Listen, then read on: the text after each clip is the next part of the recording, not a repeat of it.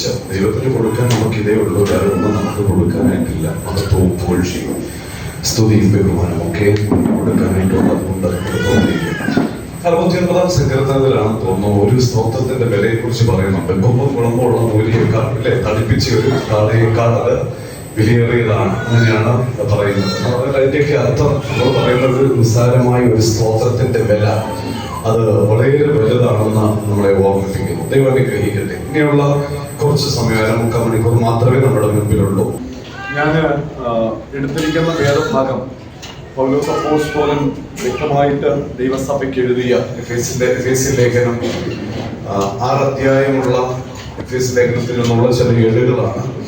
സഹിച്ചാനത് കുറച്ച് ഭാഗങ്ങൾ സഹിച്ചാൻ അത് ഷെയർ ചെയ്തു. ഞാനും അതിൻ്റെ ചില കാര്യങ്ങൾ നമ്മൾ ആരായിരുന്നു എന്നുള്ളതിനെ കുറിച്ച് ഒരു 8 പോയിന്റിൽ ഓർമ്മിപ്പിക്കുകയും നമ്മുടെ ജീവിതത്തിൽ ദൈവം ചെയ്യുന്ന കാര്യങ്ങളെ കുറിച്ചൊരു 10 പോയിന്റും അങ്ങനെ ഞാൻ നിങ്ങളുടെ മുൻപിൽ വേഗം ഒന്ന് വരച്ചു കാണിക്കുവാനായിട്ട് ഞാൻ ക്രിസ്തുവിൽ ശരണപ്പെടുന്നു. എഫേസ്യ ലേഖനം നമുക്കറിയാം വളരെ അനുഗ്രഹിക്കപ്പെട്ട ഒരു പുസ്തകമാണ്. എഫേസ്യ ലേഖനത്തെ കുറിച്ച് വളരെ നന്നായിട്ട് നമുക്ക് അതിൽ നിന്നുള്ള പല ക്ലാസ്സുകളും നമുക്ക് എടുത്തു തന്നിരുന്നു. പ്രത്യേകിച്ച് 6-ാം അധ്യായത്തിൽ നിന്ന് പല അറിവുകൾ നമ്മുടെ കയ്യിൽ ഏൽപ്പിച്ച് തന്നിരുന്നു. ഞാനതോർത്ത് ദൈവത്തെ മഹത്വപ്പെടുത്തുന്നു. ഒന്ന്, ദൈവത്തിന്റെ വചനം ചില ആൾക്കാർ പറയുന്നത് കേട്ടിട്ടുണ്ട്. പ്രത്യേകിച്ച് നമ്മൾ സൂക്ഷിക്കേണ്ട ഒരു കാര്യമാണ്. ദേവദാസന്മാര് പുറത്തു നോക്കിയുള്ള ഇപ്പം ദൈവം തന്നതാണ് എന്നും പറഞ്ഞ് പ്രസംഗിക്കാറുണ്ട്. കേട്ടിട്ടുണ്ടോ? ഇപ്പം ദൈവം തന്നതാണ്. ഒരിക്കലും അങ്ങനെ ചെയ്തേക്കരുത്. തരത്തില്ലെന്നല്ല, ഇപ്പോഴല്ല, ഏത് സമയത്തും ദൈവത്തിന്റെ വചനം നമ്മുടെ കയ്യിൽ തരും. പക്ഷേ നമ്മള് ദൈവവചനം ഒരു വാക്യമാണ് നമ്മുടെ കയ്യിൽ തരുന്നതെങ്കിൽ അതിന്റെ മുൻപും പുറകും നമ്മൾ എന്ത് ചെയ്യണം? നിരീക്ഷിക്കുന്നത് എപ്പോഴും നല്ലതായിരിക്കും. അതിനോട് എത്ര പേര് യോജിക്കുന്നുണ്ട്? നമ്മൾ അതിന്റെ കോണ്ടെക്സ്റ്റ് എപ്പോഴും നമ്മൾ മനസ്സിലാക്കിയിരിക്കണം. ഞാനിങ്ങനെ ഒരാളെ കുറിച്ച് പറയാം. ഒരു ഡോക്ടർ ലൂക്കിനെ കേട്ടിട്ടുണ്ടോ നിങ്ങൾ? ഡോക്ടർ ലൂക്ക്, ബൈബിളിൽ ഒരു ഡോക്ടർ ലൂക്ക് ഉണ്ട്, അറിയാമോ? അതാരാ പറഞ്ഞേ? ഡോക്ടർ ലൂക്കോസ്. വൈദ്യനായ ലൂക്കോസിനെ എത്ര പേർക്ക് അറിയാം? ഇപ്പൊ അറിയാം. ഡോക്ടർ ലൂക്ക് എന്ന് പറഞ്ഞ ഒരു പിടി കിട്ടിയില്ല. ഏത് ലൂക്കാ? നെല്ലുമത്തായി ആണെന്നൊക്കെയോ. ഇവിടെ ഡോക്ടർ ലൂക്കോസ് അലക്സാണ്ടർ യൂണിവേഴ്സിറ്റിയിൽ വെച്ച് അദ്ദേഹം പഠിച്ച് ബിരുദമെടുത്ത് ഡോക്ടറേറ്റ് എടുത്ത ഒരു മനുഷ്യനാണ്. യേശുവിന് 12 ശിഷ്യന്മാരുണ്ട്, നമുക്കറിയാം. 12 ശിഷ്യന്മാര്. ഇവിടെ ഈ യൂണിവേഴ്സിറ്റിയിൽ പഠിച്ച് ഡോക്ടറേറ്റ് പ്രാപിച്ച ഈ ലൂക്കോസ്, വൈദ്യനായ ലൂക്കോസ്, അദ്ദേഹം യേശുവിന്റെ ശിഷ്യനായിരുന്നു. മത്തായി, മർക്കോസ്, ലൂക്കോസ്, യോഹന്നാൻ, യാക്കോബ്, കുറെ പേര്, അങ്ങനെ 12 ശിഷ്യന്മാരുണ്ടായിരുന്നു. എത്ര പേരുണ്ടായിരുന്നു? മറന്നു പോകല്ലേ, 12 ശിഷ്യന്മാരുണ്ട്. ഈ 12 ശിഷ്യന്മാരിലെ ഈ മത്തായി, മർക്കോസ്, ലൂക്കോസ്, ഇവര് 3 പേരും, യോഹന്നാനെ ഞാൻ അവിടെ മാറ്റി നിർത്തിയിരിക്കുക. ദൈവികത്വം, ദൈവത്തിന്റെ ദൈവത്വം ശരിക്കും യോഹന്നാൻ എടുത്ത് കാണിക്കുന്നുണ്ട്. പക്ഷേ മത്തായിയും മർക്കോസും ലൂക്കോസും ഒരേ കാര്യങ്ങൾ തന്നെ. എനിക്ക് തോന്നുന്നു അവരുടെ ഫ്രണ്ട്ഷിപ്പിൽ സംഭവിച്ച കാര്യമാണോ, അവരുടെ കൂട്ടുകെട്ടിൽ അവരുടെ സംസാര വിഷയമാണോ എന്നൊന്നും അറിയത്തില്ല. അല്ലെങ്കിൽ അവരെ നേരിട്ട് കണ്ട് മനസ്സിലാക്കിയ കാര്യങ്ങൾ വ്യത്യസ്ത ഇടങ്ങളിൽ ഇരുന്ന് എഴുതിയതാണോ നമുക്കറിയില്ല. പക്ഷേ ദൈവത്തിന്റെ ആത്മാവ് 40 പ്രവാചകന്മാരിൽ കൂടിയാണ് ഈ വചനം നമ്മുടെ കയ്യിൽ എഴുതി തന്നിരിക്കുന്നത്. അത് ഡെഫിനറ്റ്ലി അതിനകത്ത് ഉറപ്പിക്കാൻ പറ്റുന്ന ഒരു കാര്യം തന്നെ. ഇവിടെ മത്തായി ഒരു വിഷയം എഴുതുമ്പോൾ, മർക്കോസ് ഒരു വിഷയം എഴുതുമ്പോൾ, ആ വിഷയം തന്നെ ലൂക്കോസ് എഴുതുമ്പോൾ ഒരു പ്രത്യേകത ലൂക്കോസിനുണ്ട്. ലൂക്കോസ് മത്തായി എഴുതി പിടിപ്പിക്കുന്നത് പോലെ എഴുതത്തില്ല, മർക്കോസ് എഴുതുന്നത് പോലെ എഴുതത്തില്ല. ലൂക്കോസ് ഒരു ഹിസ്റ്ററി എഴുതുമ്പോൾ അതിന്റെ പശ്ചാത്തലം വ്യക്തമായി നിരീക്ഷിച്ചിട്ടേ എഴുതാറുള്ളൂ. അത് അദ്ദേഹത്തിന്റെ അറിവ് കൊണ്ടാണോ പക്വത കൊണ്ടാണോ എന്ന് എനിക്കറിയത്തില്ല. പക്ഷേ അദ്ദേഹത്തിന്റെ ഒരു സ്വഭാവമാണ്. നിരീക്ഷിച്ചിട്ടേ അദ്ദേഹം ദൈവത്തിന്റെ വചനം എഴുതത്തുള്ളൂ. നിരീക്ഷിച്ചിട്ട്, അല്ലെങ്കിൽ പഠിച്ചിട്ട്, എല്ലാം കണ്ടതും. നമ്മളാണെങ്കിൽ ഇവിടെ കേട്ടത് അവിടെ കൊടുത്തു, അവിടെ കേട്ടത് ഇവിടെ കൊടുത്തു, ഇവിടെ കേട്ടത് മറിയാമ്മച്ചിനെ കൊടുത്തു, മറിയാമ്മച്ചി അത് അന്നമ്മച്ചിനെ കൊടുത്തു, അന്നമ്മച്ചി ഇത് യാക്കോച്ചനെ കൊടുത്തു. ഇത് ഇങ്ങനെ പറന്ന് അങ്ങനെ പോകും. പക്ഷെ അങ്ങനെ ഒരു അവിടുന്ന് ഇവിടുന്ന് കിട്ടിയതൊന്നും ലൂക്കോസ് എഴുതത്തില്ല. ലൂക്കോസ് അത് ശരിക്കും നിരീക്ഷിച്ചിട്ടേ എഴുതാറുള്ളൂ. പിടികിട്ടുന്നുണ്ടോ? ലൂക്കോസിനെ കുറിച്ച് ഒരു അറിവുണ്ടായിരിക്കണം. വൈദ്യനായ ലൂക്കോസ്, ഡോക്ടർ ലൂക്ക് താൻ എഴുതുമ്പോൾ നിരീക്ഷിച്ചിട്ട് അല്ലെങ്കിൽ വ്യക്തമായി പഠിച്ചിട്ടേ താൻ തന്റെ അറിവുകൾ എഴുതാറുള്ളൂ. അതിന് ആസ്പദീകരിച്ചുള്ള ചില കാര്യങ്ങൾ ഞാനൊന്ന് വേഗം പറയാം. പത്രോസിന്റെ ആരാണ് പനിയായിട്ട് കിടന്നത്? അമ്മായിയമ്മ പനിയായിട്ട് കിടന്നത് അല്ലേ? ഇത് മത്തായിയും എഴുതിയിട്ടുണ്ട്, മർക്കോസും എഴുതിയിട്ടുണ്ട്. പക്ഷെ ലൂക്കോസ് പനിയായിട്ട് കിടന്നെന്നല്ല എഴുതിയിരിക്കുന്നത്. ലൂക്കോസ് എഴുതിയിരിക്കുന്നത് പത്രോസിന്റെ അമ്മായിയമ്മയ്ക്ക് എന്ത് വന്നെന്നാ? കഠിന ജ്വരം അല്ലേ? അങ്ങനെയാ പറയുന്നത്. കഠിന ജ്വരം വന്ന് കിടക്കുകയാണെന്നാ പറഞ്ഞത്. അതുപോലെ തന്നെ മത്തായിയും മാർക്കോസും എഴുതിയിരിക്കുന്നത് വരണ്ട കൈയുള്ള ഒരു മനുഷ്യൻ എന്ന് എഴുതിയിരിക്കുമ്പോൾ ലൂക്കോസ് എഴുതിയിരിക്കുന്നത് എന്താണെന്നറിയാമോ? ലൂക്കോസ് എഴുതിയിരിക്കുന്നത് വലത് കൈ വരണ്ട ഒരു മനുഷ്യൻ എന്ന് എഴുതിയിരിക്കുന്നത് അല്ലേ? ശ്രദ്ധിച്ചിട്ടുണ്ടോ? അപ്പൊ ഞാൻ പറഞ്ഞു വന്നത് ഒരു താരതമ്യ പഠനം ഞാൻ തുടക്കത്തിൽ കൊണ്ടുവന്നേ ഉള്ളൂ.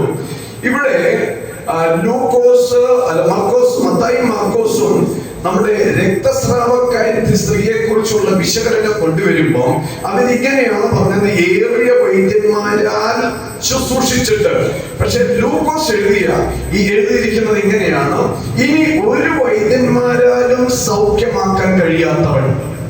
പിടികിട്ടുന്നുണ്ടോ? അതുപോലെ തന്നെ മത്തായി മാർക്കോസും പറഞ്ഞിട്ടുണ്ട് ആത്മാവിൽ ദരിദ്രരായവർ എന്ന് പറയുന്ന ഒരു കാര്യമുണ്ട്.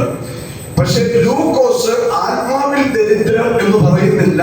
ലൂക്കോസ് പറയുന്നത് ദരിദ്രരായവരാണ് ഭാഗ്യവാന്മാരെന്ന് പറയുന്നുണ്ട്. ഹല്ലേലൂയ. അതുപോലെ തന്നെ ഒരു മനുഷ്യന്റെ കാതറുന്ന മത്തായി മാർക്കോസും പറയുന്നുണ്ട്. ഒരു ശിഷ്യന്റെ കാതറുത്തിട്ട് ലൂക്കോസ് എഴുതുമ്പോൾ എന്താ എഴുതിയിരിക്കുന്നത് അറിയാമോ? വലത് കാല് അറുത്തുന്ന വലത് കാത് അറുത്തു എന്നാണ് അവിടെ പറയുന്നത്. എന്ന് പറഞ്ഞാൽ അതിന്റെ അർത്ഥം ഇതാണ്, ലൂക്കോസ് ഏത് കാര്യം എഴുതിയാലും അത് സസൂക്ഷ്മം വൃത്തിയായിട്ടും മനസ്സിലാക്കാവുന്ന രീതിയിലുമാണ് താൻ അത് എഴുതി പിടിപ്പിച്ചിരിക്കുന്നത്. ഹല്ലേലൂയ. അപ്പൊ എപ്പോഴും അവിടുന്ന് കിട്ടിയതാ ഇവിടുന്ന് കിട്ടിയതാ ഇന്നാ പിടിച്ചോ എന്നൊക്കെ പറയുമ്പോൾ നമ്മൾ സൂക്ഷിക്കണം. നമ്മളത് റിസീവ് ചെയ്യുമ്പോൾ അല്ലെങ്കിൽ സ്വീകരിക്കുമ്പോൾ അത് വളരെ സൂക്ഷ്മതയോടെ ആയിരിക്കണം എന്നുള്ള കാര്യം ഞാൻ ഓർമ്മിപ്പിക്കുക. ഇവിടെ ഞാൻ കൊണ്ടുവന്നിരിക്കുന്ന വേദഭാഗം എഫേസ്യ ലേഖനമാണ്. എഫേസ്യ ലേഖനം 2-ാം അധ്യായം. ഈ പുസ്തകം ഒന്ന് തുറന്നു വെച്ച് കുഴപ്പമില്ല, വേഗമൊന്ന് വരാം. എഫേസ്യ ലേഖനം 2-ാം അധ്യായം അതിന്റെ 4-ാമത്തെ വാക്യം. ദൈവം ആരാണ്? മതി. ഇവിടെ ഒറ്റ പദത്തിൽ പൗലോസ് പറയുന്നു, നമ്മുടെ ദൈവം ആരാണ്? യേശു ആരാണ്? അവൻ കരുണയിൽ സമ്പന്നന. ഭയങ്കര റിച്ച. ഏത് കാര്യത്തിൽ? കരുണ കാണിക്കുന്നതിൽ ഒരു റിച്ചാണ്. ഞാൻ പറയും, പണത്തിന്റെ റിച്ച് ഒരിക്കലും നമ്മളെ ഒരിടത്തും എത്തിക്കത്തില്ല. പക്ഷേ ദൈവകൃപയിൽ യേശുവിനെ കുറിച്ചുള്ള യേശുവിന്റെ സ്വഭാവത്തിലുള്ള ആ റിച്ചായി മാറാനായിട്ട് നമ്മൾ ശ്രമിച്ചാൽ അതിനേക്കാൾ അപ്പുറം വേറെ ഒന്നുമില്ല. ഹല്ലേലൂയ. സൗമ്യതയുള്ളവർ ഭാഗ്യവാന്മാരെന്ന് പറഞ്ഞല്ലേ? സൗമ്യത നമ്മുടെ ജീവിതത്തിൽ അത് റിച്ച് ആയിരിക്കട്ടെ. മറ്റുള്ളവരോട് കരുണ കാണിക്കുന്നതിൽ നമ്മൾ റിച്ച് ആയിരിക്കട്ടെ. മറ്റുള്ളവരെ സ്നേഹിക്കുന്ന കാര്യത്തിൽ നമ്മൾ റിച്ച് ആയിരിക്കട്ടെ. ദൈവത്തിന്റെ സ്വഭാവത്തിൽ നമ്മൾ റിച്ച് ആയിരിക്കട്ടെ. ഞാൻ അതിനായിട്ട് ദൈവത്തെ മഹത്വപ്പെടുത്തും. ഇവിടെ നമ്മുടെ ദൈവം ആരാണെന്ന് പൗലോസ് ഒരു പദം കൊണ്ട് അവിടെ ഓർമ്മിപ്പിക്കുന്നു. നമ്മുടെ ദൈവം കരുണാസമ്പന്നനായ ദൈവം. പറഞ്ഞാട്ടെ, കരുണാസമ്പന്നനായ ദൈവം. നമ്മുടെ ദൈവം ആരാണ്? അവൻ കരുണയിൽ സമ്പന്നൻ. എന്ന് പറഞ്ഞേ, നമ്മുടെ ദൈവം കരുണയിൽ സമ്പന്നൻ. ഹല്ലേലൂയ.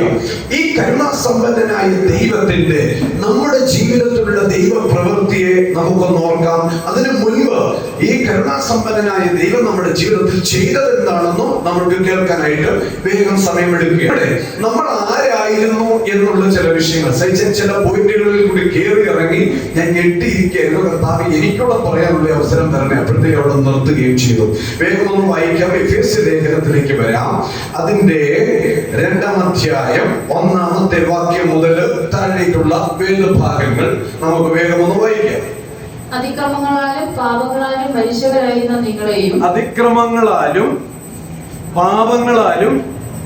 മരിച്ചവരായിരുന്ന നിങ്ങളെയും അടുത്തത് അവൻ ഉയർപ്പിച്ചു. അവയിൽ നിങ്ങൾ മുമ്പേ ഈ ലോകത്തിന്റെ കാലഗതിയെയും ആകാശത്തിന്റെ അധികാരത്തിനും അനുസരണക്കേടിന്റെ മക്കളിൽ ഇപ്പോൾ വ്യാപരിക്കുന്ന ആത്മാവിനും അധിപതിയായവനെയും അനുസരിച്ച് നടന്നു. ഓക്കെ, ഇവിടെ ഞാൻ ആ 2 വാക്യങ്ങളിൽ കൂടി 8 പോയിന്റ് കൊണ്ടുവന്നിട്ടുണ്ട്. നമ്മൾ ആരായിരുന്നു ഒരു കാലഘട്ടത്തിൽ എന്നുള്ളത് വ്യക്തമായി ഈ 2 വാക്യങ്ങളിൽ കൂടി 8 പോയിന്റിൽ പൗലോസ് ഓർമ്മിപ്പിച്ചു തന്നിട്ടുണ്ട്. 1-ാമത്തെ പോയിന്റ് എന്തായിരിക്കും? നമ്മൾ ആരായിരുന്നു? അതിക്രമം, അല്ലേ? നമ്മുടെ ജീവിതത്തിൽ അത് ഉണ്ടായിരുന്നോ ഇല്ലയോ? അതിക്രമം. ഞാൻ ലൂക്കോസ് കൊണ്ടുവന്ന ഒരു ഭാഗം കൂടെ ഞാൻ എടുക്കാം. അതിനു മുൻപ് 1-ാമത്തെ പോയിന്റ് പൗലോസ് ഇവിടെ പറയുകയാണ്, നിങ്ങൾ അതിക്രമങ്ങളിൽ ജീവിച്ചവരാണ്. അങ്ങനെയല്ലേ പറയുന്നത്? അതിക്രമങ്ങളിൽ. ഈ ഒരു പദം കൊണ്ടുവരണമെങ്കിൽ എന്താണ് അതിക്രമം എന്നുള്ളതിനെ കുറിച്ച് മനസ്സിലാക്കാൻ നമ്മൾ ഉൽപ്പത്തി പുസ്തകത്തിലേക്ക് പോകണം. പുറപ്പാട് പുസ്തകത്തിന് ചില കാര്യങ്ങൾ തിരിച്ചറിയണം. തിരിച്ചു താഴോട്ടുള്ള പുസ്തകങ്ങളിലൊക്കെ മോശയുടെ പഞ്ചഗ്രന്ഥങ്ങളിൽ നമ്മളൊന്ന് പരതിയാൽ ഈ സ്വഭാവം നമ്മുടെ ജീവിതത്തിൽ ഒരു കൂടപ്പറപ്പായി വന്നിരുന്നു എന്ന് നമുക്ക് കാണുവാനായിട്ട് സാധിക്കും. അതിക്രമം, അതിനകത്തെ ഒരു പദം സജിച്ചാൻ പറഞ്ഞു അവസാനിപ്പിച്ചിരുന്നു. അതി എന്നുള്ള ആ പദം ഒന്ന് വെട്ടിയാൽ ഇങ്ങനെയാണ് ക്രമം, അല്ലേ? ക്രമം കെട്ടവർ എന്ന് പറയാമോ? ക്രമം കെട്ട ജീവിതം. നമ്മുടെ ജീവിതത്തിനകത്തും ഈ ക്രമം കെട്ട ചില അനുഭവങ്ങൾ ഉണ്ടായിരുന്നു. ഞാൻ പോയിന്റ് പറഞ്ഞിട്ട് 1-ാമത്തേതിലേക്ക് വരാം. 1, അതിക്രമങ്ങളിൽ ജീവിച്ചിരുന്നവർ. നമ്മുടെ ജീവിത സ്വഭാവത്തിലെ 1-ാമത്തെ സ്വഭാവമാണ് അതിക്രമം. ഒന്ന് എഴുതിക്കോ, പോയിന്റ് എഴുതിക്കോ, അതിക്രമം. 2-ാമത്തെ പോയിന്റ് ഇങ്ങനെയാണ് പറയുന്നത്, പാപങ്ങളിൽ ജീവിച്ചവൻ. ഇത് നമ്മളോട് തന്നെ സംസാരിക്കുക, വേറെ ആരോടുമല്ല. പാപങ്ങളിൽ ജീവിച്ചവൻ. 2-ാമത്തെ വാക്ക് ഇങ്ങനെയാണ് പറയുന്നത്, ലോകപരമായ ഒരു യാത്ര നമ്മുടെ ജീവിതത്തിൽ ഉണ്ടായിരുന്നു. എങ്ങനത്തെയായിരുന്നു? ലോകപരമായ ഒരു യാത്ര. 4-ാമത്തെ പോയിന്റ് അനുസരണക്കേട്. അനുസരണക്കേട് എന്നുള്ളത് പൗലോസ് വ്യക്തമായിട്ട് അവിടെ നമ്മളെ ഓർമ്മിപ്പിക്കുന്നുണ്ട്. അനുസരണക്കേട്. 5-ാമത്തെ പദം സാത്താന്റെ കൂടെ. ആരുടെ കൂടെയായിരുന്നു? സാത്താന്റെ കൂടെ. 5-ാമത്തെ പോയിന്റ്. 6-ാമത്തെ പോയിന്റ് ജഡമോഹങ്ങളിൽ. 6-ാമത്തെ പോയിന്റ് എന്താണ്? പറയുന്നത് ജഡമോഹങ്ങളിൽ. നമ്മൾ എങ്ങനെയായിരുന്നു ജീവിച്ചത്? ജഡമോഹങ്ങളിൽ. പിടികിട്ടുന്നുണ്ടോ? ജഡമോഹങ്ങൾ. 7-ാമത്തെ കാര്യം ഇങ്ങനെ പറയുന്നു, മനസ്സിന്റെ ഇഷ്ടം ചെയ്യുന്നവർ. മനസ്സിന്റെ ഇഷ്ടം ചെയ്യുന്നവർ. അതല്ലേ ഇന്ന് മൊത്തം നടക്കുന്നത്. 8-ാമത്തെ പോയിന്റ് ദൈവകോപത്തിന്റെ മക്കൾ. പിടികിട്ടിയോ? പോയിന്റുകൾ പിടികിട്ടിയോ? 8 പോയിന്റ് നിങ്ങൾ നോട്ട് ചെയ്തോ? 2 വാക്യത്തിനകത്ത് വെച്ച് തന്നെ നമ്മൾ ആരാണെന്ന് പൗലോസ് നമ്മളെ ഓർമ്മപ്പെടുത്തി. ഇതായിരുന്നു നമ്മൾ. നമ്മളെ കുറിച്ച് എഴുതാൻ ഒത്തിരി ഒന്നും വേണ്ടായിരുന്നു പൗലോസിന്. നമ്മളെ കുറിച്ച് എഴുതാൻ 2 വാക്യം മതിയായിരുന്നു പൗലോസിന്. 1-ാമത്തെ വാക്യം ഇതാണ്, അതിക്രമങ്ങളിൽ ജീവിച്ചു. നോക്കിക്കോ. 2 പാപങ്ങളിൽ ജീവിച്ചു. 3 ലോകപരമായി നടന്നു. 4 അനുസരണക്കേടിൽ ജീവിച്ചു. 5 സാത്താന്റെ കൂടെ ആയിരുന്നു. 6 ജഡമോഹങ്ങളിൽ ജീവിച്ചു. 7 ജഡത്തിന്റെ അല്ലെങ്കിൽ മനസ്സിന്റെ ഇഷ്ടം ചെയ്തു. 8 ദൈവ കോപത്തിന്റെ മക്കളായിരുന്നു. ഹല്ലേലൂയ. ഈ ലോകം സാത്താനെ ഭരിക്കാനുള്ള ഇടമായി മാറരുത്. ഞാൻ പറയും, ഈ വെളിപ്പാട് നമ്മുടെ എല്ലാവരുടെ മേലും ഉണ്ടാകട്ടെ. ഹല്ലേലൂയ. ദൈവഹിതമല്ലാത്ത രീതിയിൽ മനുഷ്യനെ കൺകെട്ടിന്റെ വേഷത്തിൽ കൊണ്ടുപോയി ലോകത്തിന്റെ അധിപന്റെ കയ്യിലേക്ക് മനുഷ്യനെ വലിച്ചു കൊടുക്കുന്ന, ഇട്ടുകൊടുക്കുന്ന എല്ലാ സാത്താന്യ അധികാരത്തെയും യേശു ക്രിസ്തുവിന്റെ നാമത്തിൽ ദൈവസഭ ഒന്നടങ്കം ശാസിച്ചതിനെ അകറ്റുക. ഹല്ലേലൂയ. ജനം സത്യമായിട്ട് തന്നെ മുമ്പോട്ട് പോകട്ടെ. ഹല്ലേലൂയ. ഇവിടെ നമ്മളെ കുറിച്ച് വ്യക്തമായി പൗലോസ് 2 വാക്യത്തിൽ 8 കാര്യങ്ങൾ ഓർമ്മിപ്പിക്കുന്നുണ്ട്. ഈ 8 കൂട്ടം കാര്യങ്ങളിലായിരുന്നു ഒരു കാലഘട്ടത്തിൽ നമ്മൾ. ശരിയല്ലേ? മാറ്റമുണ്ടോ? നമ്മുടെ ജീവിതം അങ്ങനെയായിരുന്നു. ഈ ക്രമം എന്ന് അതിക്രമം എന്നുള്ളതിനെ അതി എന്നുള്ളതെന്ന് മാറ്റിയിട്ട് ക്രമം എന്ന് പറയുന്ന ഒരു കാര്യം ഞാൻ അവിടെ കൊണ്ടുവരികയാണ്. ക്രമം കേട്ട ഞാൻ പറയുന്നത്, ദൈവവചനത്തിൽ ഒരു വാക്യമുണ്ട്, നിങ്ങൾ വീട്ടിൽ പോയി കണ്ടുപിടിച്ചോ. ക്രമം കെട്ടവരെ ദൈവം എന്ത് ചെയ്യുന്നു?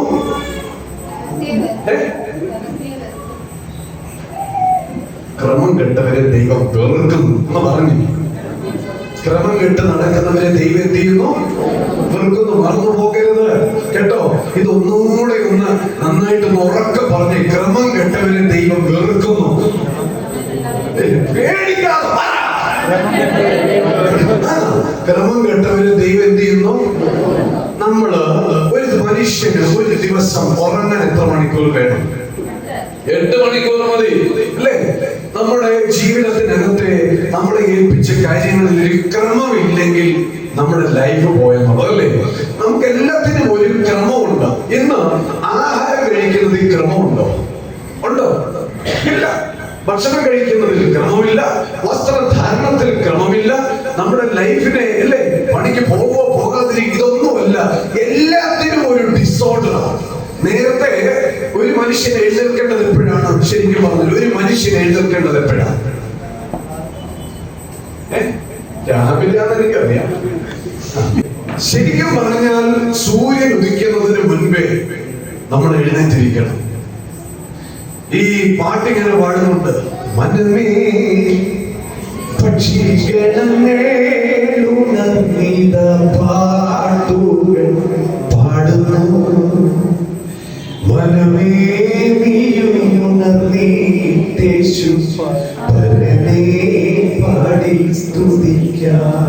അലാറം സെറ്റ് ചെയ്തിരിക്കുന്ന 8 മണിക്കാ. പിന്നെ എങ്ങനെയാ പുള്ളിയുടെ പാട്ട് കേൾക്കുന്നത്? ശരിക്കും പറഞ്ഞാൽ ഒരു ആത്മീക മനുഷ്യൻ, എന്റെ ഒരു സ്വഭാവം ഞാൻ പറയാം, 3:30 അവന്റെ ശബ്ദമല്ല ഭൂമിയിൽ ആദ്യം മുഴങ്ങേണ്ടത്, മറിച്ച് ദൈവത്തെ ആരാധിക്കുന്ന ദൈവമക്കളുടെ ശബ്ദമാണ് ഭൂമിയിൽ മുഴങ്ങേണ്ടത്. അതിനുശേഷം ഞങ്ങൾ കുറച്ചുകൂടി ഒന്നിരിക്കും, പിന്നെ ബാക്കിയുള്ള പരിപാടികൾ, കാപ്പി പരിപാടിയൊക്കെ ചെയ്ത് പിന്നെ മീറ്റിംഗിലേക്ക് കയറി, അങ്ങനെ ഒരു 7 മണി വരെയുള്ള ഒരു സമയം. ശരിക്കും പറഞ്ഞാൽ ഞാൻ വ്യക്തമായിട്ട് നിങ്ങളോട് പറയും, ദൈവവചനത്തെ ആസ്വദീകരിച്ച് നമ്മുടെ ജീവിതത്തിനകത്തൊരു ക്രമം ഉണ്ടായിരിക്കണം. നമ്മളെ ഏൽപ്പിച്ചിരിക്കുന്ന ചില കാര്യങ്ങളിൽ ഒരല്പം ക്രമക്കേട് സംഭവിച്ചാൽ അവിടെയൊക്കെ സംഭവിക്കുന്ന പ്രശ്നങ്ങൾ എന്താണെന്ന് നമ്മൾ എന്ത് ചെയ്യണം? തിരിച്ചറിയണം. ഹല്ലേലൂയ.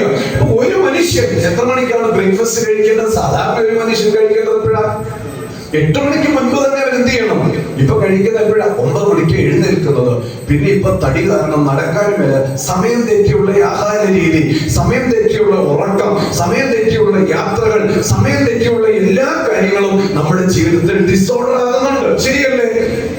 ഇതെല്ലാം ദൈവത്തിന് ഇഷ്ടമല്ലാത്ത കാര്യങ്ങളാണെന്ന് രാത്രിയിൽ 10 മണിക്കും 11 മണിക്കും 12 മണിക്കും ഒക്കെയാ ഇന്നത്തെ തലമുറ ഡിന്നർ കഴിക്കുന്നത്. നോക്കണമേ, ഇങ്ങനെയുള്ള ജീവിത രീതികളൊക്കെ നമ്മുടെ മുൻപിൽ ക്രമപ്പെട്ടുകൊണ്ടിരിക്കുകയാണ്, അല്ലെങ്കിൽ വന്നുകൊണ്ടിരിക്കുക.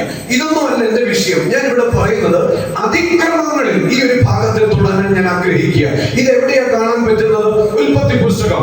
ഉൽപ്പത്തി പുസ്തകം എന്ന് പറഞ്ഞാൽ ദൈവത്തിന്റെ ക്രിയേഷനെ കുറിച്ച് എന്ന് പറയാം. ദൈവത്തിന് ഒരാഗ്രഹം, മനുഷ്യനെ ഭൂമിയിൽ സൃഷ്ടിക്കണം. അങ്ങനെ ദൈവം മനുഷ്യനെ ഭൂമിയിൽ സൃഷ്ടിക്കുവാൻ വേണ്ടി താൻ തന്റെ ഹൃദയത്തിൽ, തങ്ങളുടെ ഹൃദയത്തിൽ ആ ചിന്ത വന്നപ്പോൾ തന്നെ അവർ ഭൂമി ഉണ്ടാക്കുന്നു, ഭൂമണ്ഡലത്തെ ഉണ്ടാക്കുന്നു, മനുഷ്യന് വേണ്ടി സകലതും സൃഷ്ടിച്ചു, ഗാലക്സികൾ എല്ലാം സൃഷ്ടിച്ചു, എല്ലാ സാമഗ്രികളും സൃഷ്ടിച്ചിട്ട് എല്ലാം നല്ലതെന്ന് കണ്ട് അവസാനം ദൈവം മനുഷ്യനെ ഭൂമിയിൽ സൃഷ്ടിക്കുകയാണ്. ശരിക്കും മനുഷ്യന് വേണ്ടിയാണ് ഈ ലോകത്തിലുള്ള സകല കാര്യങ്ങളും ദൈവം സൃഷ്ടിച്ചത്. അങ്ങനെ ദൈവം മനുഷ്യനെ സൃഷ്ടിച്ച് സകലത്തിന്റെ മേലും വാഴുവാൻ കൽപ്പിച്ചാക്കി. അങ്ങനെ മനുഷ്യൻ സന്തോഷത്തോടെ സുഖകരമായ നല്ല ജീവിതം നയിക്കുമ്പോൾ ലോകത്തിന്റെ അധിപതിയായ സാത്താൻ ഒരു കാലഘട്ടത്തിൽ സർവശക്തനായ ദൈവത്തെ ആരാധിച്ചിട്ട് ദൈവം തന്നെ താഴോട്ട് വിട്ട സാത്താൻ താനിങ്ങനെ വന്നു നിൽക്കുകയാണ് ഈ മനുഷ്യരുടെ മുൻപിൽ. അവരോട് ദൈവം പറഞ്ഞ വാക്കിന് വിരുദ്ധമായ വാക്ക് പറഞ്ഞു കൊടുത്തല്ലെങ്കിൽ പദം പറഞ്ഞു കൊടുത്തിട്ട് പറയുക, ഈ ഫലം തിന്നാൽ നിങ്ങൾ മനുഷ്യരെ പോലെയല്ല ദൈവത്തെ പോലെ ആകുമെന്ന് പറഞ്ഞ് മനുഷ്യനെ പിടിച്ചവരുടെ മനസ്സിനെ കുലുക്കിയിട്ട് ദൈവത്തിന് വിരുദ്ധമായ കാര്യം ചെയ്യിപ്പിച്ച് അങ്ങനെ ദൈവത്തിന്റെ ഇഷ്ടത്തിന് വിരുദ്ധമായ, ദൈവത്തിന്റെ ഹിതത്തിന് വിരുദ്ധമായ കാര്യം മനുഷ്യനെ കൊണ്ട് ചെയ്യിപ്പിച്ച് സാത്താന്റെ രാജ്യത്തിലേക്ക്, അല്ലെങ്കിൽ ദൈവത്തിന്റെ രാജ്യത്തിന് വിപരീതമായ രാജ്യത്തിലേക്ക് ലോകജനത്തെ അല്ലെങ്കിൽ ലോക മനുഷ്യരെ സാത്താൻ വിഴുങ്ങി ഇരുട്ടിന്റെ രാജ്യത്തിലേക്ക് കൊണ്ടുപോയി ദൈവത്തിന്റെ ഹൃദയത്തിന് വിരുദ്ധമായ കാര്യം ചെയ്തപ്പോൾ, അല്ലെങ്കിൽ അതിക്രമം ചെയ്തപ്പോൾ, ദൈവത്തിന് ഹിതമല്ലാത്തത് ചെയ്തപ്പോൾ. ഞാൻ ആ ഭാഗം തൊട്ടതേ ഉള്ളൂ. അപ്പൊ മനുഷ്യൻ എവിടേക്ക് വന്നു? അതിക്രമം എന്ന് പറഞ്ഞ് അതിക്രമം ചെയ്യാൻ പാടില്ലാത്ത ക്രമം കേട്ട ഒരു കാര്യം മനുഷ്യന്റെ ജീവിതത്തിലേക്ക് വന്നു. ആ വന്ന വഴിക്ക് പറയുന്ന പേരാണ് പാപം. ആ പാപ സ്വഭാവങ്ങളിൽ മനുഷ്യൻ വീണുപോയി. ലോകപരമായ യാത്രയിലേക്ക് അവൻ നടന്നു. അനുസരണക്കേടിന്റെ ആത്മാവിൽ അവൻ നടന്നു. സാത്താന്റെ കൂടെ അവന്റെ ഇഷ്ടം ചെയ്ത് നടന്നു. ജഡമോഹങ്ങളിൽ അവൻ ജീവിച്ചു. ദൈവഹിതമല്ലാത്ത മനസ്സിലെ ഇഷ്ടങ്ങൾ അവന്റെ ജീവിതത്തിൽ കൊണ്ടുവന്നു. അങ്ങനെ ഈ മനുഷ്യൻ ദൈവകോപത്തിന്റെ മക്കളായി തീർന്നു. ഹല്ലേലൂയ. അപ്പൊ ഈ ലോകത്തിലെ ജനങ്ങൾ മുഴുവനും ആരായിട്ട് മാറി? ദൈവകോപത്തിന്റെ മക്കളായിട്ട് മാറി. പിടികിട്ടുന്നുണ്ടോ? അങ്ങനെ പല വിധത്തിലുള്ള ചെയ്ത ആ ഒരു തെറ്റിൽ കൂടി മനുഷ്യൻ പല തെറ്റിനകത്തേക്ക് വീണുന്തോറും അവൻ ഉരുളുകയാണ്. അങ്ങനെ വീണ് തെറ്റിന്റെ കൂമ്പാരത്തിനകത്ത്, നാശകൂപത്തിനകത്ത് ഈ മനുഷ്യൻ വന്ന് വീണു. അതിനുശേഷം ഈ മനുഷ്യനെ ഒന്ന് വിടുവിക്കുവാൻ അല്ലെങ്കിൽ രക്ഷിക്കുവാൻ ദൈവം ചെയ്യാൻ പറ്റുന്ന കാര്യങ്ങളൊക്കെ പല രീതിയിൽ ചെയ്തു നോക്കി അവസാനം ചെയ്ത ഒരു കാര്യം സ്വപുത്രനെ മാനവകുലത്തിന് വേണ്ടി കാൽവറി ക്രൂശിലേക്ക് അയക്കുക എന്നുള്ളതാണ് ഏറ്റവും അവസാനത്തെ പിതാവിന്റെ നിവൃത്തീകരണം. അങ്ങനെ യേശുക്രിസ്തുവിനെ, തന്റെ വാഗ്ദത്ത സന്തതിയായ യേശുവിനെ നമുക്ക് വേണ്ടി ക്രൂശിൽ നമുക്ക് വേണ്ടി യാഗമാക്കുന്ന കാര്യം വ്യക്തമായി നമ്മൾ മനസ്സിലാക്കി. ഇനി ഞാനൊരു കാര്യം ഓർമ്മിപ്പിക്കാം. 8 കാര്യങ്ങളാണ് നാം ആരായിരുന്നു, അല്ലെങ്കിൽ നമ്മുടെ ജീവിതത്തിലെ സ്വഭാവം എന്തായിരുന്നു എന്ന് നമ്മൾ കേട്ടത്. ഇനിയുള്ള ചില കാര്യങ്ങൾ ഒരു 10 പോയിന്റ് വേഗത്തിൽ ഞാനൊന്ന് വായിച്ച് അവസാനിപ്പിക്കുവാനായിട്ട് ഞാൻ ആഗ്രഹിക്കുന്നു. വേഗം ദൈവവചനത്തിലേക്ക് പ്രവേശിക്കാം.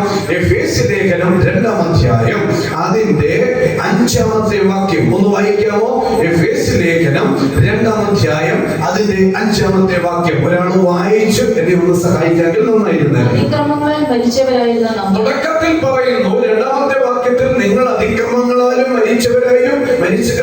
അതിക്രമങ്ങളാലും പാവങ്ങളാലും മരിച്ചവരായിരുന്നു എന്ന് പറഞ്ഞ ആ പദത്തെ, അല്ലെങ്കിൽ 2 വാക്യത്തെ ആസ്പദീകരിച്ചുള്ള അടുത്ത മറുപടി ദൈവം ചെയ്ത കാര്യങ്ങൾ, അല്ലെങ്കിൽ പുത്രൻ നമുക്ക് വേണ്ടി സഹിച്ച കാര്യങ്ങൾ വ്യക്തമായി പൗലോസ് അടുത്ത ചില വാക്യങ്ങളിൽ നമ്മളെ ഓർമ്മിപ്പിക്കുന്നു. 5-ാമത്തെ വാക്യം പറയുന്നത് എന്താണ്? അതിക്രമങ്ങളാൽ മരിച്ചവരായിരുന്ന നമ്മെ. ഒന്ന് പറയാൻ പറ്റുമോ? യേശു കർത്താവിന്റെ 2025 വർഷങ്ങൾക്ക് മുൻപ് എന്നെ സംബന്ധിച്ച് ഞാൻ അതിക്രമങ്ങളാൽ മരിച്ചവനായിരുന്നു. എത്ര പേർക്ക് പറയാൻ പറ്റും? ഹല്ലേലൂയ. അപ്പൊ ചോദിക്കും, അയ്യോ പാസ്റ്റർ, 2025 വർഷങ്ങൾക്ക് മുൻപൊന്നും ഞാനില്ലായിരുന്നല്ലോ, പിന്നെ എങ്ങനെയാ?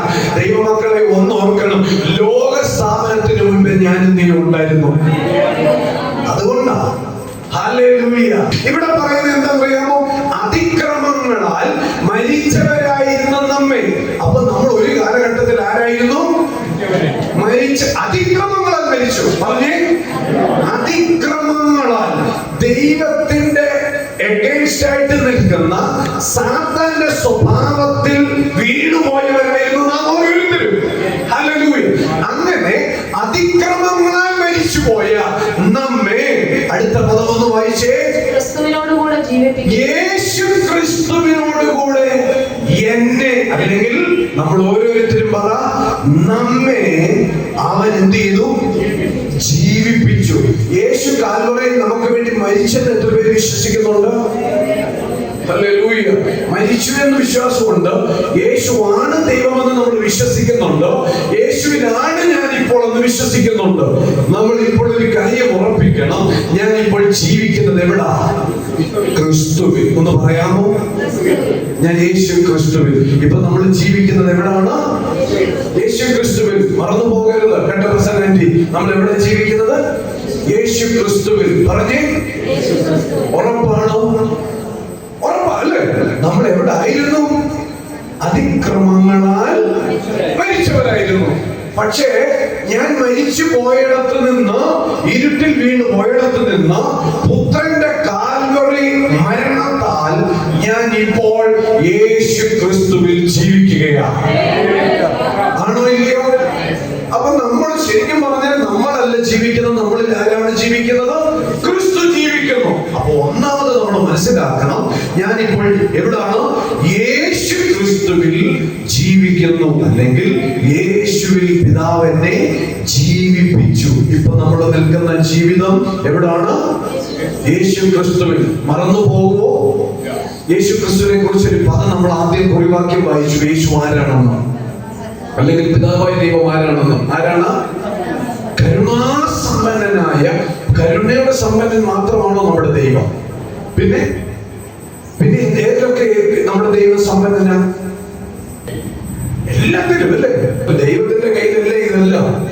പണവും സന്തോഷവും, മക്കളില്ലെങ്കിൽ മക്കളും, ഇതെല്ലാം ആരുടെ കയ്യിലുണ്ട്? ദൈവത്തിന്റെ കയ്യിലാണ്. ഈ നമുക്ക് വേണ്ട എല്ലാ കാര്യങ്ങളിലും നമ്മുടെ പിതാവ് ആരാണ്? അത് ഉറപ്പിക്കാൻ പറ്റുമോ? ഒന്നാമത്തെ കാര്യം, യേശു കർത്താവിൽ പിതാവായ ദൈവം നമ്മളെ ജീവിപ്പിച്ചു. നമ്മൾ എവിടെ കിടന്നവരാ? പറഞ്ഞു, എവിടെ കിടന്നവരാ? അതിക്രമങ്ങളിൽ കിടന്നവരാ. ഈ അതിക്രമങ്ങളിൽ നിന്നും പുത്രന്റെ ത്യാഗത്താൽ നമ്മളെ ക്രിസ്തുവിൽ പിതാവ് ജീവിപ്പിച്ചെങ്കിൽ ഇനി മേലാൽ ഒരു അതിക്രമത്തിന്റെ പദം നമ്മുടെ നെറ്റിൽ വരാൻ പാടില്ല. ഹല്ലേലൂയ. സാത്താൻ കൊണ്ടുവരും, ഇതിലെ വാടാ, ഇതിലെ വാടാ, അങ്ങനെ ചെയ്യണമെങ്കിൽ ഒക്കെ കൊണ്ടുവരും. പക്ഷെ നമ്മൾ വളരെ എന്ത് ചെയ്യണം? സൂക്ഷിക്കണം. നമ്മൾ ക്രിസ്തുവിലാണെന്നുള്ള ബോധം, കിടന്നോശായ ക്രിസ്തുവിലാണെന്നുള്ള ബോധം എപ്പോഴും നമ്മൾ എന്ത് ചെയ്യണം? ധരിച്ചുകൊണ്ടിരിക്കണം. ഞാനിപ്പോൾ നമ്മൾ സ്വയം മഹത്വം എടുക്കാൻ പോകരുത്. ഞാൻ എന്തെങ്കിലും ആണെങ്കിൽ അതെന്താ? ഞാൻ ക്രിസ്തുവിലാ എന്നേ നമ്മൾ പറയാവുള്ളൂ. വേറെ ഒരു പുകഴ്ച, നമ്മുടെ ഒരു കഴിവും ഇവിടെ പൊക്കിക്കൊണ്ട് വരരുത്. മഹത്വവും പുകഴ്ചയും ബഹുമാനവും മുഴുവനും ആർക്ക് വിട്ടുകൊടുക്കണം? യേശു കർത്താവിന് വിട്ടുകൊടുത്തേക്കണം. ഹല്ലേലൂയ. പലപ്പോഴും ഞങ്ങൾ പല ദൈവദാസന്മാരെ മിക്കവാറും പേരെടുക്കുന്നത്, മിക്കവാറും മിറക്കിൾസ് നടക്കുമ്പോൾ, ചില ടെസ്റ്റിമണീസ് ഒക്കെ വരുമ്പോൾ നമ്മൾ, എന്നെ സംബന്ധിച്ച് ഞാൻ പറയാം, എനിക്കൊന്നും ചെയ്യാൻ പറ്റത്തില്ല. എനിക്ക് ഒരാളെ സൗഖ്യമാക്കാനും പറ്റത്തില്ല, എനിക്കൊരു ഭൂതത്തെയും പുറത്താക്കാൻ പറ്റത്തില്ല. എന്തിനാണ് അത് പറയുന്നത്? പക്ഷെ നമ്മൾ കൈവെക്കുമ്പോൾ നമ്മുടെ കർത്താവ് അത്ഭുതങ്ങളെ ചെയ്യും. ഹല്ലേലൂയ. ദൈവം, യേശു കർത്താവാണ് ഭൂതങ്ങളെ പുറത്താക്കുന്നത്, യേശുവാണ് രോഗികളെ സൗഖ്യമാക്കുന്നത്, യേശുവാണ് മിറക്കിൾസ് ചെയ്യുന്നത്, യേശുവിനാണ് സകല അധികാരം. ആ യേശു നമ്മളിൽ കൂടി ചെയ്യിക്കുന്നതേ ഉള്ളൂ. കേട്ടോ? അതിന്റെ പിന്നിലെ രഹസ്യം ആരാ? യേശു കർത്താവ്. വിട്ടുകൊടുത്തേക്കണം. ഒന്ന്, അതിക്രമങ്ങളാൽ മരിച്ചവരെ നമ്മളെ യേശു കർത്താവ് എന്ത് ചെയ്തു? ക്രിസ്തുവിൽ, യേശു ക്രിസ്തുവിൽ പിതാവ് നമ്മളെ ജീവിപ്പിച്ചു. അടുത്ത പദം ശ്രദ്ധിക്കണം. ആറാമത്തെ വാക്യം വായിച്ചേ.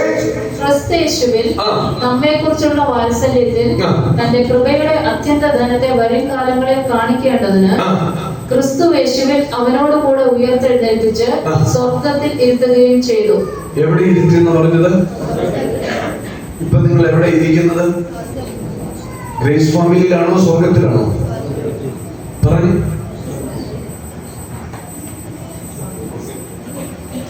അയ്യോ, നമ്മൾ ഈ ശരീരം കൊണ്ടായി ഇവിടെ. യേശു കർത്താവ് 2025 വർഷങ്ങൾക്ക് മുൻപ് നമുക്ക് വേണ്ടി മരിച്ചെന്ന് വിശ്വസിച്ചപ്പോൾ ദൈവം നമ്മളെ എവിടെ ഇരുത്തി? പറഞ്ഞു. അപ്പൊ ഇവിടെ ഈ ജഡത്തിന് എന്തെങ്കിലും പറ്റിയാൽ വിഷമിക്കേണ്ട കാര്യമുണ്ടോ? ആരും അവിടെ ഇറക്കി വിടത്തില്ല. ഇവിടെ എന്തോ ഉള്ളൂ. ഇവിടെ കുറച്ച് സമയം ഈ ജഡത്തിലുള്ള യാത്രകളും ചാട്ടോ മറിച്ചിലും ഉള്ളൂ. അത് ചില അടുത്ത നിമിഷം കൊണ്ട് പോകും. സൂക്ഷിച്ചു കേട്ടോ. ചില നാളുകൾ കൊണ്ട് ഇവിടുത്തെ പരിപാടി എല്ലാം നിർത്തി നമ്മൾ ആ രാജ്യത്തിന്റെ അവകാശം ഉറപ്പിക്കും.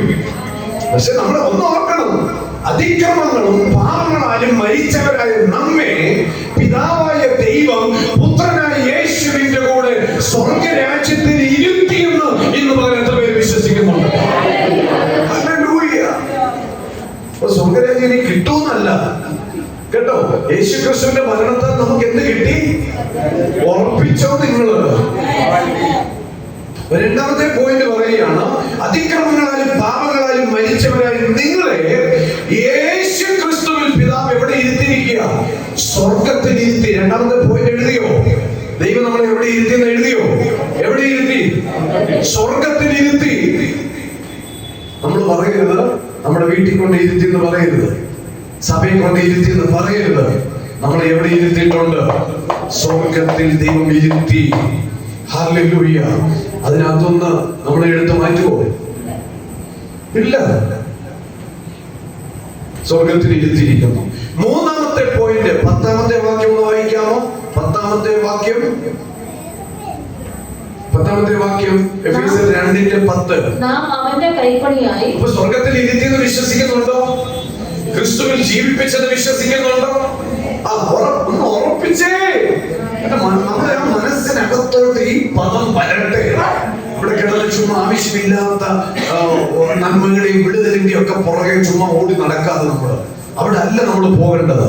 10ാമത്തെ വാക്യം വായിച്ച്, അവന്റെ കൈപ്പണിയായി സൽപ്രവർത്തികൾക്കായിട്ട് ക്രിസ്തുയേശുവിൽ സൃഷ്ടിക്കപ്പെട്ടവരാകുന്നു നാം ചെയ്തു പോരേണ്ടതിന് ദൈവം അവ മുന്നൊരുക്കിയിരിക്കുന്നു. ഇവിടെ എന്റെ ബൈബിളിൽ എഴുതിയിരിക്കുന്നത് ഇങ്ങനെയാണ്: നാം അവന്റെ കൈപ്പണിയായി സൽപ്രവർത്തികൾക്കായിട്ട് ക്രിസ്തുയേശുവിൽ സൃഷ്ടിക്കപ്പെട്ടിരിക്കുന്നു. ക്രിസ്തുയേശുവിൽ എന്ത് ചെയ്തിരിക്കുക? സൃഷ്ടിക്കപ്പെട്ടിരിക്കുക, അല്ലെങ്കിൽ പണിയപ്പെട്ടുകൊണ്ടിരിക്കുകയാണ്. ഹല്ലേലൂയ. സൃഷ്ടിക്കപ്പെടുക എന്ന് പറയുന്നത് രൂപപ്പെടുക, രൂപകൽപ്പന ചെയ്തുകൊണ്ടിരിക്കുന്നു, പണിയപ്പെടുന്നു എന്നുള്ളതൊക്കെയാണ് അതിന്റെ അർത്ഥം. ഹല്ലേലൂയ. ഇവിടെ അതിക്രമങ്ങളാലും പാപങ്ങളാലും മരിച്ചവരായിരുന്ന നമ്മൾ യേശു ക്രിസ്തു ഏകസത്യ ദൈവമാണെന്ന് ഹൃദയം കൊണ്ട് വിശ്വസിച്ചപ്പോൾ പിതാവായ ദൈവം പുത്രനായ യേശുവിനെ ഇതിനകത്തിരിക്കുന്ന ഓരോരുത്തരെയും രൂപകൽപ്പന ചെയ്തുകൊണ്ടിരിക്കുകയാണ്. ഹല്ലേലൂയ. പണിയപ്പെട്ടുകൊണ്ടിരിക്കുക, പണിതുകൊണ്ടിരിക്കുക. ഞാൻ അതിനായിട്ട് എന്റെ ദൈവത്തെ മഹത്വപ്പെടുത്തുക. ഹല്ലേലൂയ. ഇപ്പൊ നമ്മൾ ദൈവത്തിന്റെ കരങ്ങളിൽ, പുത്രന്റെ കരങ്ങളിൽ നമ്മൾ ആരായിട്ട് മാറിക്കൊണ്ടിരിക്കുക? രൂപകൽപ്പന ചെയ്തുകൊണ്ടിരിക്കുക, പണിയപ്പെട്ടുകൊണ്ടിരിക്കുക. പണിക്കുറ്റം ഒരു ദിവസം തീരും. ഹല്ലേലൂയ. ഇപ്പൊ പണിതുകൊണ്ടിരിക്കുക. കുറവുകളൊക്കെ ഉണ്ട്, പ്രശ്നങ്ങളൊക്കെ അല്പം ഉണ്ട്, അവിടെ ഇവിടെയൊക്കെ ഇച്ചിരി മുഴച്ചൊക്കെ ഇരിപ്പുണ്ട്. പക്ഷേ ദൈവത്തിന്റെ വചനം കൊണ്ട് ഇതെല്ലാം വെടിപ്പാക്കി, സ്വഭാവത്തിന് വെടിപ്പുണ്ടാക്കി, സംസാരത്തിന് വെടിപ്പ് വന്ന്, നടപ്പിന് വെടിപ്പ് വന്ന്, ചിന്തകൾക്ക് വെടിപ്പുണ്ടാക്കി. ദൈവം എന്ത് എന്നറിയാമോ? ദൈവത്തിന്റെ വിശുദ്ധയും നിർമ്മല കന്യകയുമായി മണവാളന്റെ വരവിൽ എന്റെ പിതാവായ ദൈവം നമ്മളെ ഒരുക്കിക്കൊണ്ടിരിക്കുകയാണ്. വിശുദ്ധിയും വേർപാടും ഇവിടെ വന്നുകൊണ്ടിരിക്കുക. ദൈവം നമ്മളെ ദൈനംദിന ജീവിതത്തിൽ പണിതുകൊണ്ടിരിക്കുക. പിടികിട്ടിയോ? ആരെയായിരുന്നു? അതിക്രമങ്ങളാലും പാപങ്ങളാലും മരിച്ചവനായ സുരേഷിനെ. നിങ്ങൾക്ക് പറയാൻ പറ്റുമോ നിങ്ങളുടെ പേര്? അതിക്രമങ്ങളാലും പാപങ്ങളാലും മരിച്ചവരായിരുന്ന ധർമ്മി അല്ലേ? കർത്താവിന്റെ ആ മണവാളന്റെ വരവിൽ നമ്മൾ എടുക്കപ്പെടാൻ നമ്മളെ രൂപകൽപ്പന ചെയ്തുകൊണ്ടിരിക്കുകയാണ്. ഹല്ലേലൂയ. എത്ര ഭയങ്കരം. ദൈവം അനുഗ്രഹിക്കട്ടെ. നമ്മളെ ദൈവത്തിന്റെ വചനമാണ് നമ്മളെ വെടിപ്പാക്കേണ്ടത്. ദൈവത്തിന്റെ വചനമാണ് കറ, ചുളുക്കം, വാട്ടം, മാലിന്യമില്ലാത്ത നല്ലൊരു മണവാട്ടിയായിട്ട് നമ്മളെ രൂപപ്പെടുത്തേണ്ടത്. അപ്പൊ ദൈവത്തിന്റെ വചനം നമ്മൾ മുറുകെ പിടിക്കുക, വചനത്തെ അനുസരിച്ച് നമ്മൾ മുമ്പോട്ട് പോവുക. ദൈവം അനുഗ്രഹിക്കട്ടെ. ഒന്നാമത്തെ കാര്യം എന്താ പറയുന്നത്? അതിക്രമങ്ങളാലും പാപങ്ങളാലും മരിച്ചവരായ നിങ്ങളെ ക്രിസ്തുയേശുവിൽ എന്ത് ചെയ്തു? മറന്നുപോകോ? തൊട്ടടുത്ത വീട്ടിൽ നാളെ ചെന്നിരുന്നത് പറഞ്ഞു കൊടുത്തേക്കാം. അത് ഏതാണ്ട് വീട്, ഹിന്ദു അല്ലാത്തവരൊക്കെ കുഴപ്പമില്ല. ഈ ഡയറി ആയിട്ടങ്ങ് പോകണം, പറയണം ഞങ്ങളുടെ ദൈവം ആരാണ്, ഞങ്ങൾ എന്താണ് ദൈവം ചെയ്തുകൊണ്ടിരിക്കുന്നത്, ഞങ്ങളുടെ ജീവിതത്തിൽ ചെയ്തുകൊണ്ടിരിക്കുന്ന കാര്യങ്ങൾ നമുക്ക് എന്ത് ചെയ്യാൻ പറ്റണം? പറഞ്ഞു കൊടുക്കാൻ പറ്റണം. നമ്മൾ ഓരോരുത്തരും കർത്താവിന്റെ ശിഷ്യന്മാരല്ലേ? ആണോ? പെന്തക്കോസ്തുകാർ എത്ര പേരുണ്ട് ഇവിടെ? പെന്തക്കോസ്തുകാർ ആരെല്ലാം ഉണ്ടോ? ഇല്ല. വിശ്വാസികളാരെ? ദൈവമക്കളല്ലേ? ഇന്നലെയും കേട്ടു, ഇന്നലെയും നമ്മൾ പഠിച്ചു. നമ്മൾ ശിഷ്യന്മാരാ. നമുക്കൊരു ജോലിയുണ്ട്. നമ്മൾ അടങ്ങിയിരിക്കാനുള്ളവരല്ല. നമ്മൾ കർത്താവിന്റെ ശിഷ്യന്മാരാണെങ്കിൽ ആ ഗുരുവിന്റെ പ്രവൃത്തികൾ നാമം ചെയ്യണം. ഹല്ലേലൂയ. ഒന്ന് ക്രിസ്തുവിൽ ജീവിപ്പിച്ചു അല്ലേ? അത് പദം, ആദ്യത്തെ പദം മറന്നു പോകരുത്. അതിക്രമങ്ങളാലും പാപങ്ങളാലും മരിച്ചവരായിരുന്ന നമ്മളെ ക്രിസ്തുവിൽ പിതാവ് ജീവിപ്പിച്ചു. ക്രിസ്തുവിൽ നമ്മളെ സ്വർഗത്തിൽ ഇരുത്തി. 3 ക്രിസ്തുവിൽ നമ്മളെ എന്ത് ചെയ്തു? രൂപകൽപ്പന ചെയ്തു, അല്ലെങ്കിൽ പണിതുകൊണ്ടിരിക്കുന്നു. 4ാമത്തെ പോയിന്റ് 13ാമത്തെ വാക്യം വായിക്കാമോ? 13ാമത്തെ വാക്യം. ലേഖനം മുൻപേ ദൂരസ്ഥരായിരുന്ന നിങ്ങൾ ഇപ്പോൾ ക്രിസ്തുയേശുവിൽ ക്രിസ്തുവിന്റെ രക്തത്താൽ സമീപസ്ഥരായി തീർന്നു. മുമ്പേ എവിടെയായിരുന്നു? പറഞ്ഞേ. അതിന്റെ അർത്ഥം എന്തായിരുന്നു? ദൂരസ്ഥരെന്നുള്ള അർത്ഥം ഇരുട്ടിൽ അല്ലേ? ഒറ്റ വാക്കിൽ പറഞ്ഞാൽ നമ്മളെല്ലാവരും ഇരുട്ടിന്റെ രാജ്യത്തിലായിരുന്നു. 3 പോയിന്റ് പറഞ്ഞു. 4ാമത്തെ പോയിന്റ് ആണ് ഇപ്പോൾ നമ്മൾ വായിച്ചത്. എന്താണ് 4ാമത്തേത്? മുമ്പേ നിങ്ങൾ ദൂരസ്ഥരായിരുന്നു. നിർത്താം, വേഗം നിർത്താം, തിരിയുക. അടുത്തത്, ഇപ്പോൾ നിങ്ങൾ ക്രിസ്തുവിൽ ക്രിസ്തുവിന്റെ രക്തത്താൽ നമ്മളെ എവിടെ ആക്കിയെന്ന് പറഞ്ഞത്? ഒന്ന് പറഞ്ഞേ. ആരുടെ സമീപത്ത്? കണ്ടു, ഇങ്ങനെ ഈ ബന്ധം. ഒന്ന് പറഞ്ഞേ. ഈ ബന്ധത്തിൽ നിൽക്കുന്നവരാൾക്ക് അതിക്രമം ചെയ്യാൻ പറ്റുമോ? പാപം ചെയ്യാൻ പറ്റുമോ? അതിന് ഈ കൈ വിട്ടുകൊടുക്കുമല്ലേ പ്രിയപ്പെട്ടു? കാരണം യേശു കർത്താവ് 2025 വർഷങ്ങൾക്ക് മുൻപ് എനിക്ക് വേണ്ടി കാൽവറിയിൽ രക്തം ഊറ്റിയത് എന്തിനാണെന്നറിയാമോ? ഈ പുത്രൻ എന്നെ കെട്ടിപ്പിടിച്ച് ജീവിക്കണം, അതിനു വേണ്ടിയാ. എന്ത് ഭയങ്കരമല്ലേ? പണ്ട് ഞാൻ ഈ ബന്ധമില്ലാഞ്ഞപ്പോൾ ഞാൻ എന്ത് ചെയ്തിരുന്നു? അതിക്രമങ്ങളാലും ക്രമം കെട്ട ജീവിതവും പാപവും ദൈവത്തിന്റെ മനസ്സിനെ വിഷമിപ്പിക്കുന്ന ദൈവ കോപത്തിന്റെ എല്ലാ സ്വഭാവങ്ങൾക്കും ഞാൻ ഒരു കാലഘട്ടത്തിൽ വിധേയപ്പെട്ടു. പക്ഷെ ഇനിമേലായി ഞാൻ അങ്ങനെ ഒരു ജീവിതത്തിൽ പോകാതിരിക്കുവാൻ പുത്രൻ എനിക്ക് വേണ്ടി കാൽവറിയിൽ രക്തം ഊറ്റിക്കൊടുത്തപ്പോൾ എന്നെ പുത്രൻ എന്ത് ചെയ്തെന്ന് അറിയാമോ? പിതാവിന്റെ കരുണയാൽ പുത്രന്റെ കൂടെ എന്നെ ഒട്ടിച്ചു നിർത്തി, ചേർത്ത് നിർത്തി. എന്ത് ഭയങ്കരമാ! ആരാക്കി മാറ്റിയെന്ന് പറഞ്ഞത്? സമീപസ്ഥർ. പറഞ്ഞേ. സമീപസ്ഥർ എന്ന് പറയുന്ന വാക്കിനെ കുറച്ചുകൂടെ ക്രിസ്തുവിന്റെ സമീപത്ത്. ക്രിസ്തുവിന്റെ സമീപസ്ഥർ എന്ന് പറയുമ്പോൾ ചിലപ്പോൾ അതിന്റെ അർത്ഥമൊക്കെ മാറിപ്പോകാം. ക്രിസ്തുവിന്റെ അടുത്ത്, കേട്ടോ?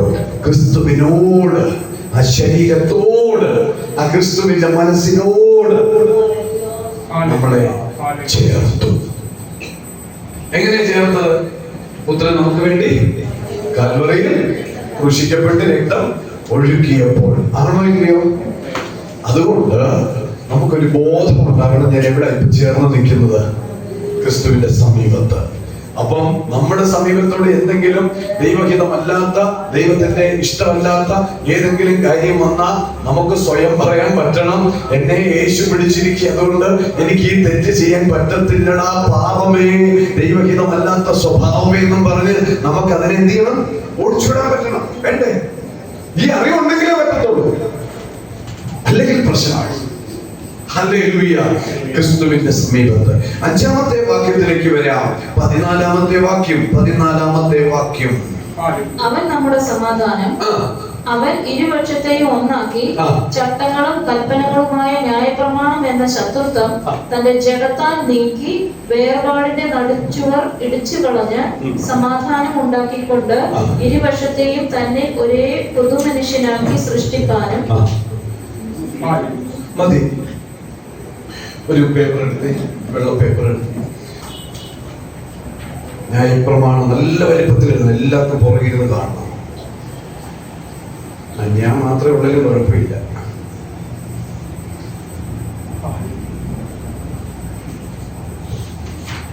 Okay, thank you. രാജേഷ് ഒന്ന് എഴുന്നേറ്റ് വരണേ. പണ്ട് യെരൂശലേം ദേവാലയത്തിൽ ദൈവത്തെ ആരാധിക്കാനായിട്ട് സ്ത്രീകൾക്ക് പണ്ടേ പ്രവേശനമില്ല. ഇനി ആണുങ്ങളാണേലും ജനങ്ങൾ യെരൂശലേം ദേവാലയത്തിൽ ദൈവത്തെ ആരാധിക്കാൻ പോകുമ്പോൾ ജനങ്ങൾ ഇവിടെ നിൽക്കണേ, ഇങ്ങോട്ട് നോക്കി. ഇത് പ്രാകാരം. ഈ പ്രാകാരത്തിൽ വേണം ജനങ്ങൾ നിൽക്കാൻ, അല്ലേ? അങ്ങനെയല്ലേ? കണ്ടിട്ടില്ലേ? പിന്നെ ശുശ്രൂഷ ചെയ്യുന്ന ആൾക്കാര്, പുരോഹിതന്മാർ എവിടെ നിൽക്കും? വിശുദ്ധ സ്ഥലത്ത്. അങ്ങനെയാണെങ്കിൽ ഈ സ്ക്രീനിന്റെ പുറകിൽ അതിപരിശുദ്ധ സ്ഥലത്ത് ആരുണ്ട്? അല്ലേ? അതല്ലേ നമ്മളെ പഠിപ്പിക്കുന്നത്. അപ്പൊ പ്രാകാരത്തിൽ മുഴുവനും ആരുണ്ട്? ജനങ്ങൾ നിൽക്കുന്നു. വിശുദ്ധ സ്ഥലത്ത് പുരോഹിതന്മാർ നിൽക്കുന്നു. അതിപരിശുദ്ധ സ്ഥലത്ത് ആരുണ്ട്? എത്ര പ്രാവശ്യം ഈ പ്രാകാരത്തിൽ നിൽക്കുന്ന മനുഷ്യൻ അതിപരിശുദ്ധ സ്ഥലത്തുള്ള ഈ ദൈവത്തെ കണ്ടിട്ടുണ്ടായിരുന്നു? ഇല്ല, ഒരിക്കലും കണ്ടിട്ടില്ല. പിന്നെയോ ഈ പ്രാകാരത്തിൽ നിൽക്കുന്ന മനുഷ്യൻ കോഴി കൊണ്ടാണോ ആട് കൊണ്ടാണോ പ്രാവിനെ കൊണ്ടാണോ വന്നതെന്നൊന്നും എനിക്കറിയത്തില്ല. ഈ മനുഷ്യൻ കൊലപാതകം ചെയ്തിട്ടുണ്ടെങ്കിൽ ഒരു കയറിന്റെ അറ്റം ഒരു കാളക്കുട്ടിയുടെ മേലുണ്ട്. ഈ മനുഷ്യൻ ചെറിയൊരു കള്ളവ പറഞ്ഞെങ്കിൽ ഈ മനുഷ്യന്റെ കയ്യിൽ ഒരു കുറുപ്രാവുണ്ട്. പക്ഷെ ഇതിനെ ദേവാലയത്തിൽ കൊണ്ടുവന്ന് ഈ പ്രാകാരത്തിൽ നിൽക്കുക. ഇതിന് തൊട്ടപ്പുറത്തുള്ള വിശുദ്ധ സ്ഥലത്ത് നിൽക്കുന്ന പുരോഹിതന്മാരിൽ ആരെങ്കിലും ഒരാള് രാജേഷിന്റെ പാപപരിഹാരം അകത്തിരിക്കുന്ന അതിപരിശുദ്ധ സ്ഥലത്തിരിക്കുന്ന ദൈവം സാധിച്ചു കൊടുക്കണമെങ്കിൽ രാജേഷ് കൊണ്ടുവന്നിരിക്കുന്ന മൃഗം ഏതായാലും കിളികൾ ഏതായാലും അതിനെ അറുത്തതിന്റെ രക്തവുമായിട്ട് വേണം പുരോഹിതന്റെ വരാൻ. പുരോഹിതന്റെ എനിക്ക് കൊണ്ടുവന്ന് കൊടുക്കുന്ന ഈ രക്തം എവിടെ കൊടുക്കണം? അതിപരിശുദ്ധ സ്ഥലത്ത് ദൈവത്തിന് യാഗമായി അർപ്പിക്കുമ്പോൾ പ്രാകാരത്തിൽ വന്ന് രാജേഷ് ദൈവത്തെ കണ്ടില്ലെങ്കിലും പാപം മോചിക്കപ്പെട്ടവനായി മടങ്ങിപ്പോകും. പക്ഷെ പിന്നെയും ഒരു കണ്ടീഷൻ ഉണ്ട്. ഈ പാപം മോചിക്കപ്പെട്ടിട്ടാണ് രാജേഷ് ഈ പ്രാകാരം വിട്ടു പോകുന്നതെങ്കിലും അടുത്ത നിമിഷം ചെയ്യുന്ന സകല പാപത്തിന്റെയും പരിഹാരത്തിന് രാജേഷ് പിന്നെയും പാപം നീങ്ങുവാൻ ഈ പ്രാകാരത്തിൽ ആടിനെയോ പ്രാവിനെയോ കുറുപ്രാവിനെയോ കൊണ്ടുവന്ന് അതിപരിശുദ്ധ സ്ഥലത്തിരിക്കുന്ന ദൈവത്തിന് യാഗം കഴിച്ചേ മതിയാകും. ഹല്ലേലൂയ. ആ പരിപാടിയുടെ പേരാ എന്തുവാ? പറഞ്ഞേ. ആ രാജേഷ് എന്ത് ചെയ്താലും ദൈവമായിട്ട് ഒരു ബന്ധവും രാജേഷിനില്ല. ദൈവത്തെ ഭയമുണ്ടൊക്കെയാ. പക്ഷേ എല്ലാ വർഷവും വന്ന് എന്ത് ചെയ്യണം? രാജേഷ് പാപപരിഹാര ശുശ്രൂഷ ചെയ്യണം. ഇതായിരുന്നു. പക്ഷേ രാജേഷിനു വേണ്ടി ഈ എല്ലാ വർഷവും വന്ന് ഈ പരിപാടി ചെയ്യാൻ പിതാവായ ദൈവം ഒരു പുതിയ കാര്യം ചെയ്ത് എന്താണെന്നറിയാമോ? രാജേഷിന് ദൈവത്തെ കാണാൻ പറ്റത്തില്ലെങ്കിൽ ഒരു കാര്യം ചെയ്യാം. ഇനി മേലാൽ രാജേഷിനും ദൈവത്തിനും ഇടയ്ക്കുള്ള ഈ ഇതുണ്ടല്ലോ, കർട്ടനുണ്ടല്ലോ, ഈ നടിച്ചുവര് യേശു കർത്താവ് ഒരിക്കലായി കാൽവരി ക്രൂശിന്റെ അവസാനം കൊണ്ട് രക്തം ഒഴുക്കി യേശു കർത്താവ് 3 നാളുകളിൽ ക്രൂശിക്കപ്പെട്ട് കാൽവരി ക്രൂശിൽ യേശു മരിച്ചപ്പോൾ ആ യേശുവിന്റെ മരണം രാജേഷിനെ ദൈവത്തിലേക്ക് അടുപ്പിക്കാത്ത ന്യായപ്രമാണം എന്ന തടസ്സത്തെ, ന്യായപ്രമാണം എന്ന ബന്ധനത്തെ യേശു കർത്താവ് കാൽവരിയിൽ ക്രൂശിച്ചപ്പോൾ നടിച്ചുവര് 2 വിഭാഗിക്കപ്പെട്ട് ആ കർത്തൻ 2 മാറിയിട്ട് യേശു കർത്താവ് രാജേഷിനെയും ദൈവത്തെയും ഒന്നിപ്പിച്ചു.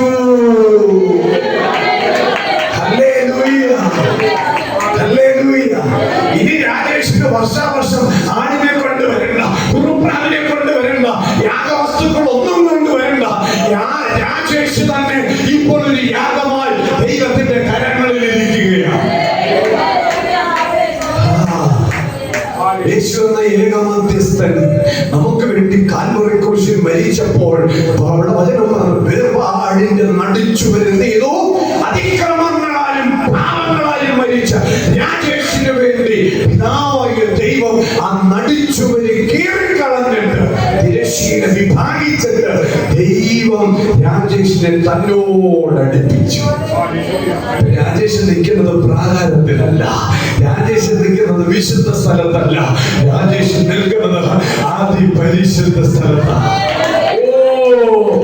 എത്ര പേർക്ക് ദൈവത്തെ മഹത്വപ്പെടുത്താൻ പറ്റും? ഇത് ആർക്ക് കിട്ടിയ ഭാഗ്യമാണെന്ന് അറിയാമോ? ആർക്ക് കിട്ടിയ പദവിയാണെന്നറിയാമോ?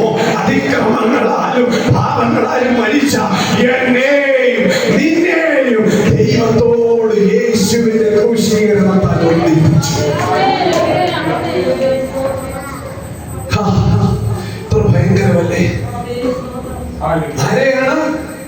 അതിക്രമങ്ങളാലും പാപങ്ങളാലും മരിച്ചവരായിരുന്ന നമ്മെ നമുക്ക് വേണ്ടി ചെയ്ത കാര്യം എന്താണെന്നറിയാമോ? പിതാവായ ദൈവം തന്നോട് നമ്മളെ ഒന്നിപ്പിച്ചു. പറഞ്ഞേ കേട്ടോ? ബോബനെ ദൈവത്തോട് നമ്മളെ ഒന്നിപ്പിച്ചു. ഓ, എത്ര ഭയങ്കരം! നമ്മളെവിടാ ഇപ്പം? ദൈവത്തിൽ.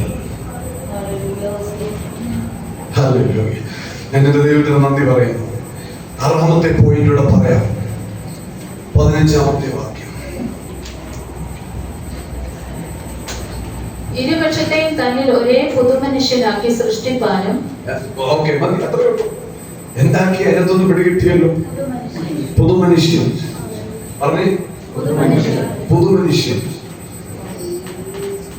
കേടുള്ള ഇലക്ട്രോണിക് സാധനങ്ങൾ എന്തെങ്കിലും നമ്മൾ ചുമ്മാ കളയും. ആദ്യം എന്ത് ചെയ്യും? പറഞ്ഞു നന്നാക്കാൻ ശ്രമിക്കും അല്ലേ? ടെക്നീഷ്യനെ കണ്ട കൊടുക്കും. ഇത് ഓടുന്നില്ല, എന്ത് ചെയ്യണം? ഒന്ന് നന്നാക്കണം. ആ മനുഷ്യൻ ചിലപ്പോൾ അതെന്ത് ചെയ്യും? നന്നാക്കി തരും.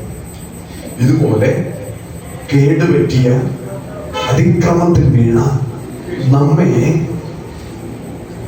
ഈ യേശു ആകുന്ന ടെക്നീഷ്യന്റെ കയ്യിലേക്ക് കിട്ടിയപ്പോൾ ആ യേശു എന്ന ടെക്നീഷ്യൻ നമ്മളെ എന്ത് ചെയ്തു?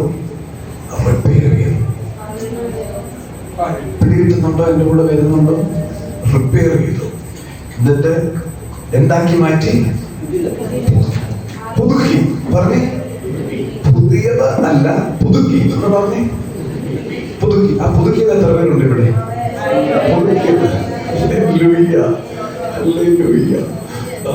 ഡോറിന്റെ ഭാഗമാണ് എനിക്ക് ഒരു വിഷയമായിട്ട് വരുന്നത്. എനിവേ, എന്താണെങ്കിലും കുഴപ്പമില്ല. ഈ ഭാഗത്തിന്റെ അങ്ങേയറ്റം കൈവക്കാൻ തുടങ്ങി. Thank you so much. പുതുക്കി എന്ന് പറഞ്ഞേ. ആരെ പുതുക്കി? അതിക്രമങ്ങളല്ല. അതാ വിട്ടു പോകരുത്. അപ്പൊ പറഞ്ഞേ, അതിക്രമങ്ങളാലും പാപങ്ങളാലും മരിച്ചവരായിരുന്ന എന്നെ യേശു ക്രിസ്തു പുതുക്കി. ഇവിടെ കേടുപറ്റിയതൊന്നുമില്ല കേട്ടോ. പുതുക്കം പ്രാപിച്ചതായിരിക്കുന്നത്. ഇതിനകത്തിരിക്കുന്ന സകലരും പുതുക്കം പ്രാപിച്ചവരാകിയാൽ ഞാൻ എന്റെ ദൈവത്തെ മഹത്വപ്പെടുത്തുക. ഒന്ന് അവൻ നമ്മളെ പുതുക്കി. 7ാമത്തെ പോയിന്റിലേക്ക് ഞാൻ വരാം. മറന്നു പോകരുത്. ഈ പോയിന്റ് ഒന്നും മറന്നു പോകരുത്. 16ാമത്തെ വാക്യം. 16. ശത്രുത്വമില്ലാതാക്കി അതിനാൽ ഇരുപക്ഷത്തെയും ഏക ശരീരത്തിൽ ദൈവത്തോട് നിരപ്പിപ്പാൻ. ഇരുപക്ഷം. പിതാവിന്റെ പക്ഷമുണ്ട്, സാത്താന്റെ പക്ഷമുണ്ട് അല്ലേ? സാത്താന്റെ പക്ഷത്തിലായിരുന്നു നമ്മളോ? അതിക്രമങ്ങൾ ചെയ്ത്, പാപം ചെയ്ത്. പക്ഷേ സാത്താൻ ഇപ്പൊ ഒറ്റയ്ക്കാണ് അല്ലേ? ഇപ്പൊ ഭൂരിപക്ഷം എവിടെ വന്നു?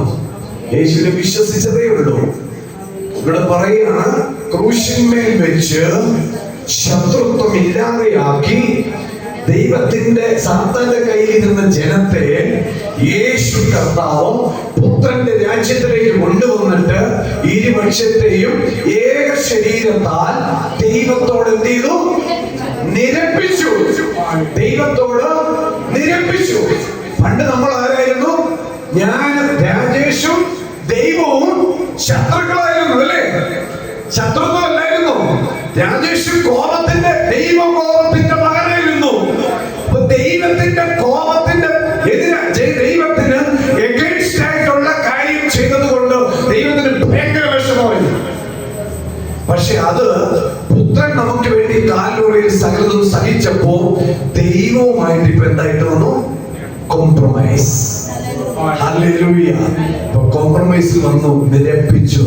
പിതാവായ ദൈവത്തോട് അതിക്രമങ്ങളാലും പാപങ്ങളാലും കെട്ടദോഷായ അതിക്രമങ്ങളാലും പാപങ്ങളാലും മരിച്ചവരായ നമ്മെ പിതാവായ ദൈവത്തോട് പുത്രൻ എന്ത് ചെയ്തു? നിരപ്പിച്ചു. ഞങ്ങള് ഒന്ന് പിടികിട്ടുന്നുണ്ടോ? 1 യോഹന്നാൻ 3:1 കാണുകയും ദൈവമക്കളെന്ന് വിളിക്കപ്പെടുവാൻ ഇതാണ് എത്ര വലിയ സ്നേഹം നമുക്ക് നൽകിയിരിക്കുന്നു. ഇപ്പൊ ഞാൻ, ദൈവവും രാജേഷും ഒന്ന് പറഞ്ഞ് നിരപ്പിച്ചു. ഹല്ലേലൂയ. അവസാനിപ്പിക്കാം. 8ാമത്തെ പോയിന്റ് വായിച്ച് 18ാമത്തെ വാക്യം. അവൻ മുഖാന്തരം നമുക്ക് ഇരുപക്ഷക്കാർക്കും ഏക ആത്മാവിനാൽ പിതാവിലേക്ക് പ്രവേശനമുണ്ട്. ആരിലേക്ക്? എന്നാൽ എന്തോ കൂടെ കിട്ടി? മോഡറേഷൻ എന്നൊക്കെ പറയുന്നില്ലേ? SSLC-യിൽ എത്ര വേണം ജയിക്കാൻ? പണ്ട്, ഇപ്പോഴത്തെ അല്ല. ഞാനൊക്കെ പഠിക്കുമ്പോ 210 വേണം. 180 കിട്ടിയുള്ളെങ്കിലും 30 തന്നിട്ട് 210 ആക്കി ജയിപ്പിക്കുന്ന ഒരു പരിപാടി പണ്ടുണ്ടായിരുന്നു, ഇപ്പൊ ഇല്ല. പണ്ട് ആ 30 കിട്ടി, മോഡറേഷൻ കിട്ടി ജയിച്ചതുപോലെ യേശു കർത്താവ് ക്രൂശിലെ ത്യാഗത്താൽ നമ്മളെ എവിടേക്ക് കൊണ്ടുവന്നു? പിതാവായ ദൈവത്തിലേക്ക് പ്രവേശനം. പിടികിട്ടുന്നുണ്ടോ? ഹല്ലേലൂയ. ഇപ്പൊ നമ്മൾ എവിടാണ്? പിതാവായ ദൈവത്തിൽ, അല്ലേ? നല്ലൊരു പ്രവേശനമല്ലേ? അല്ലെങ്കിൽ ദൈവത്തിന്റെ രാജ്യത്തിലേക്ക് പ്രവേശനം. 9-ാമത്തെ വാക്യത്തിലേക്ക് വരാം. 9-ാമത്തെ പോയിന്റിലേക്ക് വരാം. വായിച്ചിട്ട് 19-ാമത്തെ വാക്യം വേഗം നിർത്തുകയോ. ആകയാൽ നിങ്ങൾ ഇനി അന്യന്മാരും പരദേശികളുമല്ല. പറഞ്ഞ ഇനി ഞാൻ ആരല്ല? അന്യനല്ല. പിന്നെ ഞാൻ ആരാ? പരദേശിയല്ല. അന്യരും പരദേശിയല്ല. ഇപ്പൊ ഞാൻ ആരാണ്? വിശുദ്ധന്മാരുടെ സഹപൗരന്മാർ. പറഞ്ഞ് ഞാൻ വിശുദ്ധന്മാരുടെ എന്ന് പറയണ്ട, ഞാനും ഒരു വിശുദ്ധനായി മാറി. ഹല്ലേലൂയ. പിന്നെ ദൈവത്തിന്റെ കൂടെ നിൽക്കുന്ന ആൾക്കാരിൽ ഒരാളായിട്ട് മാറി ഞാൻ. ഹല്ലേലൂയ. ഈ ദൈവത്തെ ആരാധിക്കുന്ന ദൂതന്മാർ എത്ര പേരുണ്ടെന്ന് അറിയാമോ? നിങ്ങളൊരു വചനത്തിൽ കേട്ടിട്ടില്ലേ? 1000 1000 10,000 10,000 കേട്ടിട്ടുണ്ടോ? 1000 1000 10,000 10,000 വാനദൂതഗണങ്ങൾ എന്നൊരു പദം കേട്ടിട്ടുണ്ടോ? 1000 1000 എന്ന് പറഞ്ഞാൽ 1000 × 1000, 10,000 10,000 എന്ന് പറഞ്ഞാൽ 10,000 × 10,000. ഇതൊക്കെ ഒന്ന് കണക്ക് കൂട്ടി എടുത്തോ. ഇത്രയും പേര് ദൈവത്തെ എന്ത് ചെയ്തോണ്ടിരിക്കുക? അവർക്കൊരു മടുപ്പുമില്ല. ഇവിടെ 12 ആകുമ്പോഴേ മടുക്കുക. അവർക്കൊരു മടുപ്പുമില്ലാതെ അവർ രാവും പകലും ഇരുന്ന് ദൈവത്തെ ആരാധിക്കുക. അവർ ആരാധിച്ചുകൊണ്ടിരിക്കുന്ന പരിശുദ്ധനായ ദൈവത്തെ അവർ 2 കൊണ്ട് പാദം മൂടി, 2 കൊണ്ട് പറന്ന്, 2 കൊണ്ട് അവര് ദൈവത്തെ കരമടിച്ച് പാടി ദൈവത്തെ സ്തുതിച്ചുകൊണ്ടിരിക്കുമ്പോൾ ആ ദൈവത്തിന്റെ അരികെ പോയി ഞാനും നിങ്ങൾ ഇരിക്കുക. എന്ത് ഭയങ്കരമല്ലേ! ഭാവിയൊക്കെ ഒന്ന് ചിന്തിക്കാനുള്ളതായി ഉള്ളൂ. ഇടയ്ക്കൊക്കെ ഇരുന്നൊന്ന് സ്വപ്നം കാണണം കേട്ടോ. ഈ ദൈവത്തിന്റെ സന്നിധിയിൽ നമ്മൾ ഇരുന്ന് ഈ ദൈവത്തെ ആരാധിക്കുന്നത്. ഇവിടെ പറയും 9-ാമത്തെ വാക്യത്തിൽ പറയും, 19-ാമത്തെ വാക്യത്തിൽ പറയുന്നു, ആകയാൽ ഇനി നിങ്ങൾ അന്യരും പരദേശികളുമല്ല, വിശുദ്ധന്മാരുടെ സഹപൗരന്മാരും. അടുത്തത് ദൈവത്തിന്റെ. അതിന്റെ അർത്ഥം എന്താ? ഞാൻ ഈ വീട്ടുകാരൻ എന്നല്ലേ അർത്ഥം, അല്ലേ? ഞാൻ ഈ വീട്ടുകാരനാണ്. ഏത് വീട്ടുകാരൻ? പിതാവായ ദൈവത്തിന്റെ വീടിന്റെ അകത്ത് താമസിക്കുന്നത്. ഉറക്കം വരുന്നുണ്ട്, നിർത്താം. 10-ാമത്തേത് 1-ാമത്തെ അധ്യായത്തിൽ നമ്മൾ പഠിച്ചു, അല്ലേ? 1-ാമത്തെ അധ്യായത്തിൽ നമ്മൾ പഠിച്ചായിരുന്നു സഭ ഒരു ശരീരമാണെന്ന് പഠിച്ചു. പിന്നെ നമ്മൾ പഠിച്ചു. ഇന്നലെ നമ്മൾ പഠിച്ചത് എന്തുവാണ്? സഭ ഒരു ആലയം, അല്ലേ? നമ്മൾ ഇന്നലെ പഠിച്ചത് 2-ാം അധ്യായത്തിൽ നമ്മൾ പഠിച്ചു സഭയൊരു ആലയം. ഇവിടെ 10-ാമത്തെ പോയിന്റ് അതിന്റെ 21-ാമത്തെ വാക്യത്തിൽ ഓർമ്മിപ്പിക്കുന്നു. അവനിൽ കെട്ടിടം മുഴുവനും കൂട്ടിയിണക്കപ്പെടുകയും കർത്താവിൽ വിശുദ്ധ ആലയമായിട്ട് ആലയമായിട്ട് വളരുകയും ചെയ്യുന്നു. ഇത് ആരെ കുറിച്ച് പറയുന്നു? നമ്മുടെ ശരീരത്തെ കുറിച്ച് പറഞ്ഞു. ആലയം എന്ന് പറഞ്ഞതിന്റെ അർത്ഥം എന്താ? ദൈവം വസിക്കുന്ന സ്ഥലം. ഇവിടെ കിട്ടുന്നുണ്ടോ? നമ്മുടെ ശരീരത്തെ ദൈവം എന്താക്കി മാറ്റി? ദൈവത്തിന് വസിക്കാനുള്ള ആലയമാക്കി മാറ്റി. നമ്മൾ ആരായിരുന്നു? പറഞ്ഞു, അതിക്രമങ്ങളാലും പാപങ്ങളാലും മരിച്ചവരായിരുന്ന നമ്മൾ, അതിക്രമങ്ങളിൽ ജീവിച്ചവർ, പാപങ്ങളിൽ ജീവിച്ചവർ, ലോകപരമായി യാത്ര ചെയ്തവർ, അനുസരണക്കേട് കാണിച്ചവർ, സാത്താന്റെ കൂടെ നടന്നവർ, ജഡമോഹങ്ങളിൽ ജീവിച്ചവർ, ജഡത്തിന്റെയും മനസ്സിന്റെയും ഇഷ്ടം ചെയ്ത് നടന്നവർ, ദൈവകോപത്തിന്റെ മക്കളായി ജീവിച്ച നമ്മെ യേശു കർത്താവ് എന്താ ചെയ്തത്? ക്രിസ്തുവിൽ നമ്മളെ ജീവിപ്പിച്ചു, സ്വർഗത്തിൽ ഇരുത്തി, ക്രിസ്തുവിൽ പണിതു, ക്രിസ്തുവിന്റെ സമീപത്താക്കി, ഒന്നിപ്പിച്ചു, പുതുക്കി, നിരപ്പിച്ചു, പിതാവിന്റെ അടുക്കൽ കൊണ്ടുവന്നു, ദൈവഭവനത്തിലാക്കി, ദൈവത്തിന്റെ വിശുദ്ധ ആലയമാക്കി നമ്മെ രൂപകൽപ്പന ചെയ്തു. എത്ര ഭയങ്കരമാണ്! 1-ാമത് പാടിയ ഒരു പാട്ടുണ്ടല്ലോ, അതിന്റെ ഇടയ്ക്കത്തെ ഒരു പദം മോളെ, 1-ാമത്തെ പാട്ടെന്നിട്ട് എന്റെ ഹൃദയത്തിൽ അത് വളരെ സ്പർശിച്ചൊരു വാക്യമുണ്ട്.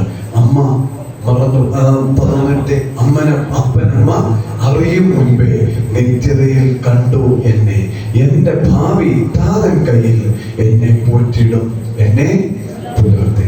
നോക്കാം വരികൾ. ഒന്ന് പാടി ദൈവത്തെ മഹത്വപ്പെടുത്തി പ്രാർത്ഥിക്കാം, ദൈവത്തിന്റെ ആ സ്നേഹത്തെ. ഇനി ഒരു കാര്യം കൂടെ, യേശു കർത്താവ് യേശു കർത്താവിനെ അടിക്കത്തില്ലേ കാൽവറിയിലേക്ക് കൊണ്ടുപോകുന്ന സമയത്ത്? ശരിക്കും പറഞ്ഞാൽ അത് യേശുവിനെ അല്ല അടിക്കുന്നത് കേട്ടോ. ഈ സാധനത്തെ അടിപ്പിച്ചത്, ഈ സാധനമായിരുന്നു നമ്മളെ ദൈവത്തോട് കൊണ്ട് അടിപ്പിക്കാനതല്ലേ. ഈ സാധനം നമ്മളെ ദൈവത്തോട് അടുപ്പിക്കാതിരിക്കുകയായിരുന്നു. ഇതിനാണ് ശരിക്കും അടി കൊടുത്തത്. വചനം പഠിക്കുമ്പോൾ നമുക്കത് വ്യക്തമായിട്ട് മനസ്സിലാക്കാൻ പറ്റും. ആ ന്യായപ്രമാണത്തെ അടിച്ച് ഒതുക്കി മാറ്റിയിട്ട് നമ്മളെ എവിടെ കൊണ്ടുപോകണം? കൃപയിലേക്ക് കൊണ്ടുപോകണം. ഹല്ലേലൂയ. ഈ ദൈവത്തിന്റെ സ്നേഹം എത്ര ഭയങ്കരമാണ്. നമ്മുടെ ദൈവമാരാണ് കരുണാ സമ്പന്നനായ ദൈവം. നമുക്ക് ഒന്നിച്ച് ഇരുന്നൊപ്പഴപ്പോഴും ആരും എഴുന്നേൽക്കേണ്ട. നമ്മുടെ ഹൃദയവും മനസ്സും ഒന്ന് വിട്ടുകൊടുത്ത് നമ്മുടെ ദൈവത്തെ ഒന്നുകൂടെ മഹത്വപ്പെടുത്താം. എനിക്കത് ഇരിപ്പിലിരുന്ന ആ പാട്ടിന്റെ വരികളൊന്ന് പാടി ദൈവത്തെ ഒന്ന് ആരാധിക്കാം.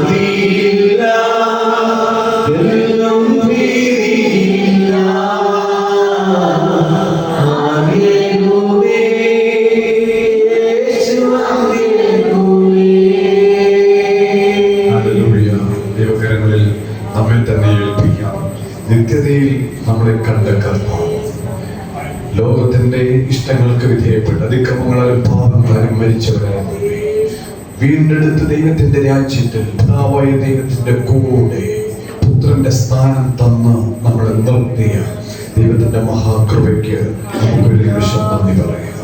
ഹല്ലേലൂയ, ഹല്ലേലൂയ, ഹല്ലേലൂയ.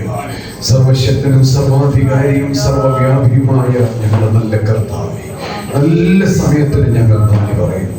എഫേസ്യ ലേഖനത്തിൽ ലേഖനങ്ങളുടെ റാണി എന്നറിയപ്പെടുന്ന ഈ എഫേസ്യ ലേഖനത്തിൽ കൂടി ഞങ്ങൾ ആരായിരുന്നു, ഞങ്ങൾക്ക് വേണ്ടി ദൈവം എന്തു ചെയ്തു വ്യക്തമായി മനസ്സിലാക്കാൻ കർത്താവ് തന്ന നല്ല സാവകാശങ്ങൾക്ക് ഞങ്ങൾ നന്ദി പറയുന്നു. ഞങ്ങൾ പിരിയുന്നു. ദൈവവചനം ഞങ്ങളുടെ ഹൃദയത്തെയും ഞങ്ങളുടെ മനസ്സിനെയും തണുപ്പിക്കണമേ.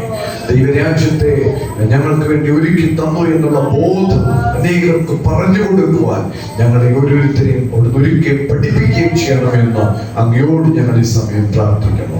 ഗ്രേസ് ഫാമിലി അനുഗ്രഹിക്കണം, സഭാ കൂട്ടായ്മ അനുഗ്രഹിക്കണം, ഈ കുടുംബത്തെ കർത്താവ് മാനിച്ച് അനുഗ്രഹിക്കണമെന്ന് ഞങ്ങൾ പ്രാർത്ഥിക്കണം. സമാധാനത്തോടെ ദൈവം ഞങ്ങളെ അയക്കുന്നത് കൊണ്ട് സ്തോത്രം. പ്രാർത്ഥിച്ച രോഗികളെ സൗഖ്യമാക്കുന്നതുകൊണ്ട് ഞങ്ങൾ നന്ദി പറയുന്നു. നല്ല അത്ഭുത സാക്ഷ്യങ്ങൾക്കായി സ്തോത്രം ചെയ്യുന്നു. കർത്താവിനെയും അങ്ങ് ചെയ്യുന്ന ഓരോ പുതിയ വഴികൾക്കായിട്ട് നന്മകൾക്കായിട്ട് ഒക്കെ നന്ദി. അടുത്ത ഞായറാഴ്ച സ്നാനം സ്വീകരിക്കുന്ന പ്രിയ മക്കൾക്കായിട്ട് നന്ദി. അവരെല്ലാവരെയും കർത്താവ് അനുഗ്രഹിക്കണം. ഞങ്ങൾ പിരിയുന്ന കൃപ കൂടിയിരിക്കണം. മഹത്വവും പുകഴ്ചയും എല്ലാ ത്രിയേക ദൈവത്തിനും മാത്രം ഈ സമയം ഞങ്ങൾ കരയിട്ടുന്നു.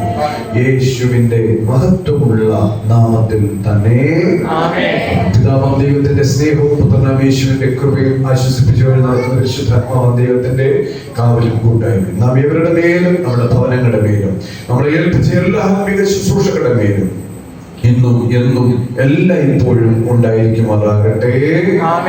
നൽകപ്പെട്ട കുഞ്ഞാണ് യേശുവിനെ നമുക്ക് ചേർന്ന് മഹത്വം കരയേറ്റാം. ഹല്ലേലൂയ, ഹല്ലേലൂയ, ഹല്ലേലൂയ, ഹല്ലേലൂയ, ഹല്ലേലൂയ. ആമേൻ. കർത്താവായ യേശുവേ വരേണമേ. ദൈവം എല്ലാവരെയും ധാരാളമായിട്ട് അനുഗ്രഹിക്കുമാറാകട്ടെ.